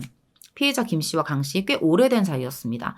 강 씨가 상가 분양사무소에서 일할 때 몇 년 정도 같이 일을 했었던 팀장과 직원 관계였던 거죠. 강 씨가 팀장, 김 씨가 팀원. 아시는 분들도 있겠지만 이런 일 같은 경우에는 상가가 얼마나 분양이 잘 되냐에 따라서 수당을 받는 시스템으로 돼 있잖아요. 김 씨가 되게 열심히 해서 상가 분양을 완료했는데 본인이 받아야 되는 성과금이 있었거든요. 근데 이거를 거의 지급받지 못했다는 거예요. 바로 이제 팀장한테 가서 팀장이 강 씨였으니까 강 씨한테 가서 수당을 지급을 해달라 이렇게 요구를 했었다는 거죠. 근데 나중에 경찰이 확인을 해보니까 이 피해자 김 씨 말고 다른 직원들도 수당을 받지 못한 사람들이 있더라고요. 자, 그러면 100% 뭔가 받아야 될 돈이 있는데 내가 갚아야 될 돈이 있는데 이런 어떤 돈 문제로 인해서 벌어진 사건인 거냐? 그것도 아니었습니다. 돈이 100%는 아니었다는 거예요. 실제로 이 두 사람이 내연 관계이기는 했었어요. 이건 사실이에요. 2017년 초부터 2020년 초까지 3년 정도 관계를 유지를 하다가 강 씨가 먼저 헤어지자라고 얘기를 했었는데 김 씨가 헤어지는 조건으로 돈을 요구했다는 거예요. 1,000만 원 정도. 거기서 갈등이 생겼던 거다라고 강 씨는 지금 주장을 하고 있는 거죠. 지금 벌써 진술을 2번이나 번복을 했거든요. 번복된 그런 진술들을 종합을 해보면 결국에는 치적 문제도 있었고 한 직장에서 얽힌 돈 문제도 있었고 뭐 헤어지자고 하는 과정에서 돈을 요구했던 이런 것들이 범행 동기로 작용한 걸로 볼 수가 있는데 이거는 제 생각이지만 헤어짐을 조건으로 김 씨가 1,000만 원을 달라 이렇게 했다기보다는 피해자 입장에서는 자기가 일하는 과정에서 못 받은 성과금이 있잖아요. 이거를 받고 나서 관계를 정리하고 싶었던 것일 수도 있다는 생각이 들어요. 내연관계 청산이 조건은 아니라 관계를 정리하기 전에 돈 문제부터 깔끔하게 정리하자 이거라는 거죠. 이렇게 돈 문제, 치적 문제가 얽혀있는 상황에서 김 씨가 돈을 달라라는 메시지를 보내요. 근데 이거 정확한 시점은 모릅니다. 문자를 보내놓고 5월 16일에 강 씨의 집으로 찾아갔던 거예요. 그게 CCTV에 찍혔던 거고요. 근데 여기서부터는 더 이해가 가지 않는 상황들이 펼쳐집니다. 두 사람이 싸우고 살인이 벌어진 곳이 어디 뭐 집 근처가 아니었거든요. 막 찾아서 돈 내나 하는데 강 씨가 밖으로 나가가지고 거기서 싸운 게 아니에요. 강 씨의 집 안이었습니다. 피해자 김 씨가 강 씨의 집으로 어떻게 가게 된 건지 그 정황은 명확하게 드러난 자료가 없어요. 다만 공개된 내용들 그리고 사건의 전후 관계를 통해서 제가 준비하는 입장에서 추정한 내용은 있으니까 뒤에서 정리를 한번 해볼게요. 어떤 과정을 통해서 김 씨가 강 씨의 집에 들어가서 돈을 요구하고 두 사람이 싸우기 시작해요. 공개된 자료를 보면 미리 준비된 흉기 이런 말이 나와요. 그러니까 앞에서 강 씨가 주장했던 우발적 범행이 아니라 계획살인으로 보는 재판 내용이 나오는데 이 부분은 이제 앞뒤 정황을 보면 좀 추정이 가능해요. 첫 번째로 일단은 김 씨가 돈을 달라고 문자를 했었잖아요. 제 생각에는 그날 집으로 김 씨를 부른 게 강 씨였을 수 있다는 생각을 해요. 돈 줄 테니까 와라. 만약에 김 씨가 돈을 받겠다라는 생각으로 불시에 강 씨의 집으로 찾아갔다고 하면 김 씨 입장에서는 강 씨를 만나지 못할 수도 있는 거거든요. 집에 없을 수도 있는 거니까. 그럼 돈을 받지 못할 수도 있는 거잖아요. 그렇다고 내가 언제 가겠다라고 예고를 하면 강 씨가 자리를 피해서 돈을 못 받을 수도 있는 거고요. 돈을 받으러 우리 집으로 와라. 사실 김 씨 스스로 강 씨 집에 찾아가서 우발적으로 살인을 저질렀으면 이렇게 완벽하게 뒤처리를 할 수 없지 않았을까요? 어떻게 보면 강 씨한테는 김 씨가 찾아오는 게 갑작스러운 일이었을 테니까. 모든 게 다 준비된 후에, 그러니까 범행 이후에 자기가 어떻게 은폐할 건지 이것까지 다 플랜이 만들어진 후에 디데이를 잡았을 거다라고 일단 저는 보는 거죠. 자, 두 번째는 제가 방금 말씀드린 건데 범행 이후의 정황을 재판부가 봤을 것 같아요. 우발적이라고 하기에는 시신의 옷을 벗겨서 아내가 입게 만든다던가 자유로에 가서 실종된 것처럼 위장을 한다던가 이제 여기서 사라지게 되면 CCTV 행적이 추적되지 않는다는 것까지 미리 파악을 했다는 거잖아요. 최 씨가 차를 버리고 돌아오는 동선까지 다 미리 짠 거고 그리고 여기서 사라지는 모습이 찍혀야 본인이 용의선상에서 제외된다는 것까지 계산을 했을 거다. 이거를 우발적 살인으로 볼 리가 없죠, 재판부에서. 그렇게 어떤 과정에 의해서 김 씨가 도착을 한 후에 강 씨는 자택 욕실에서 김 씨를 여러 번 공격해서 살해를 합니다. 지금 여러분들 대부분이 이런 생각을 하실 것 같아요. 아니 그러면 남편이 집에서 화장실에서 누군가를 막 죽이고 있는데 최 씨는 뭘 하고 있었던 거냐. 이게 이 사건의 가장 큰 의문이라는 거예요. 강 씨가 김 씨를 죽일 계획을 하고 있었다면 최 씨는 과연 어디까지 알고 있었을까? 일단 본인은 몰랐다고 주장을 하기는 했어요. 강 씨도 혼자 저지른 범행이라고 했었고요. 두 사람 말이 사실이면 아내 최 씨가 이 범행 계획에 대해서 전혀 모르고 있다가 갑자기 은폐 작업에 가담을 했다는 건데 이거를 이해를 하실 수 있으신가요, 여러분들? 판결문이 지금 공개가 안 돼 있다 보니까 더 어떻게 사실에 가까운 그런 추정을 할 수 없는 것도 맞는데 그거랑은 별개로 공개되어 있는 상황만 보더라도 조금 최 씨의 행동은 이해가 안 가는 부분이 많은 것 같아요. 사실 강 씨의 살인이 뭐 계획이든 우발이든 최 씨의 행동은 좀 이상하죠. 그러니까 이런 생각도 했어요. 아무리 그래도 남편이 뭐 바람을 폈다는 걸 알게 됐어도 사람을 죽였다는 걸 알게 됐어도 부부니까 그래도 감싸주기 위해서 그런 행동을 할 수도 있었다고 봐야 되는 걸까? 막 여기까지 전 생각을 해봤습니다. 사실 경찰 수사를 받을 때도 최 씨가 가담을 했는지 이런 여부가 조사를 했었거든요. 근데 여기서도 이제 경찰이 특별한 혐의점은 발견하지 못했다고 합니다. 이것도 사실 뭐 어떤 공모를 한 부분에 대해서 경찰이 알아내려고 했다면 이것도 드러나지 않으려면 안 드러날 수도 있는 거거든요. 그러니까 집에서 둘이 말로 했을 수도 있는 거잖아요. 문자가 아니라. 여러분들은 이거 어떻게 생각하실지 모르겠어요. 저는 사실 최 씨가 이 범행 계획에 대해서 미리 알고 가담을 했을 가능성이 높다고 보는 쪽이에요. 여성이 이 피해자의 옷을 입고 나가게 한다는 거는 이미 강 씨의 범행 시나리오에 아내가 있어야 되는 거거든요. 다른 여성을 뭐 불러올 수는 없는 거잖아요. 그거를 미리 모의했을 가능성은 충분한 거예요. 다만 그 과정에서 강 씨가 아내인 최 씨를 어떻게 설득했는지 그건 알 수가 없겠죠. 본인들은 끝까지 아니라고 하니까. 분명한 건 강 씨는 자신의 살인 계획을 위해서 가족을 이용하는데 조금도 거리낌이 없는 인간이다. 그건 확실합니다. 제가 단순히 뭐 아내를 가담시켰다, 아내에게 시신이 입고 있었던 옷을 입혀서 내보냈다. 이게 다가 아니거든요. 진짜 소름 돋는 정황이 있었어요. 제가 아까 영상 초반에도 말씀을 드렸지만 아내 최 씨가 김 씨인 척하면서 자유로에다 차를 버리고 오잖아요. 그리고 나서 이제 다음날 저녁에 훼손한 시신을 여행 가방에 담아서 차에 실어요. 근데 여기서 했던 선택이 너무나도 충격적이었습니다. 시신을 유기하러 가는 길에 딸을 이 차에다가 태운 거예요. 근데 왜 그랬을까? 왜 그랬을 것 같으세요? 경찰 수사를 받을 때 시신 유기를 하러 가는 게 아니라 가족여행을 가는 것처럼 보이게 하려고. 그러니까 나중에 수사가 들어왔을 때 빠져나갈 구멍들을 다 만들어 놓은 거예요. 근데 진짜 소름 돋는 건 어린 딸이래요. 얘는 진짜 여행 가는 줄 알았을 거 아니냐. 부부는 5월 18일 0시 5분경 서해대교 인근의 바다에 김 씨의 시신을 유기합니다. 자유로에서 실종이 된 것으로 만들고 싶었으니까 시신이 발견되지 않기를 바랬겠지만 기대와는 다르게 너무 빨리 발견이 됐어요. 아까 갯벌에서 이제 왼쪽 팔이랑 머리가 발견이 됐었잖아요. 이후에 이제 해경이 나머지 시신도 찾아내요. 경기도 화성시 국화도 서쪽 해상에서 여성의 몸통이 발견이 됐는데 DNA 감정을 해보니까 김 씨의 시신으로 나왔습니다. 나머지 부분은 어떻게 됐는지 확인이 되질 않았어요. 후속 기사도 없었고요. 재판 내용을 전해드릴게요. 1심 재판부는 김 씨가 극심한 공포와 육체적, 정신적인 고통을 느끼면서 숨졌을 것으로 보인다라고 지적을 해요.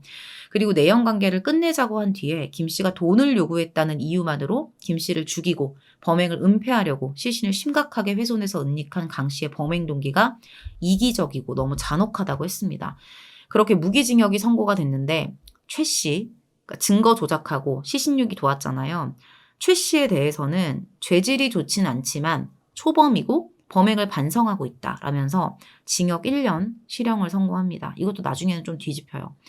1심에서 일단은 계획살인이 인정이 된 거잖아요. 근데 이제 억울하다. 그래서 너무 이제 형량이 높게 나온 것 같다라면서 바로 강 씨가 항소를 해요.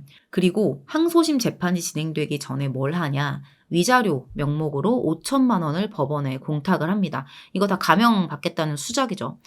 항소심 재판부도 이제 계획살인으로 판단을 하기는 했었어요. 그러면서도 이제 유족을 위해서 그 5천만 원 공탁한 거 이걸 보고 유족에게 사죄하려는 노력을 했다 이렇게 봅니다. 그리고 이 사람은 출소를 해도 재범을 저지르지는 않을 것으로 보인다라고 판단합니다. 왜? 왜 그렇게 생각할 수 있는 거죠? 어떤 범행의 동기가 명확하니까 그 동기가 또다시 발생하지 않는 한 이 사람은 그러지 않을 것이다. 그러니까 뭐 불특정 다수를 대상으로 한 행동이 아니고 뭐 동기가 뭔지 파악되지 않는 그런 범행이 아니니까 이렇게 얘기를 했을까요? 아무튼 그렇게 판단을 해요. 재판부에서. 그렇게 판단을 하면서 아까 전에 무기징역이었잖아요. 항소심에서 징역 35년이 선고가 됩니다. 그리고 그 안에 최 씨는 1형 실형 선고받았었죠. 이것도 파기가 되면서 징역 1년에 집행유예 2년 이렇게 선고가 돼요. 이거는 이제 두 사람이 실형을 살게 되면 아이들이 있는데 이 아이를 양육할 사람이 없어서 선고를 한 거라고 합니다.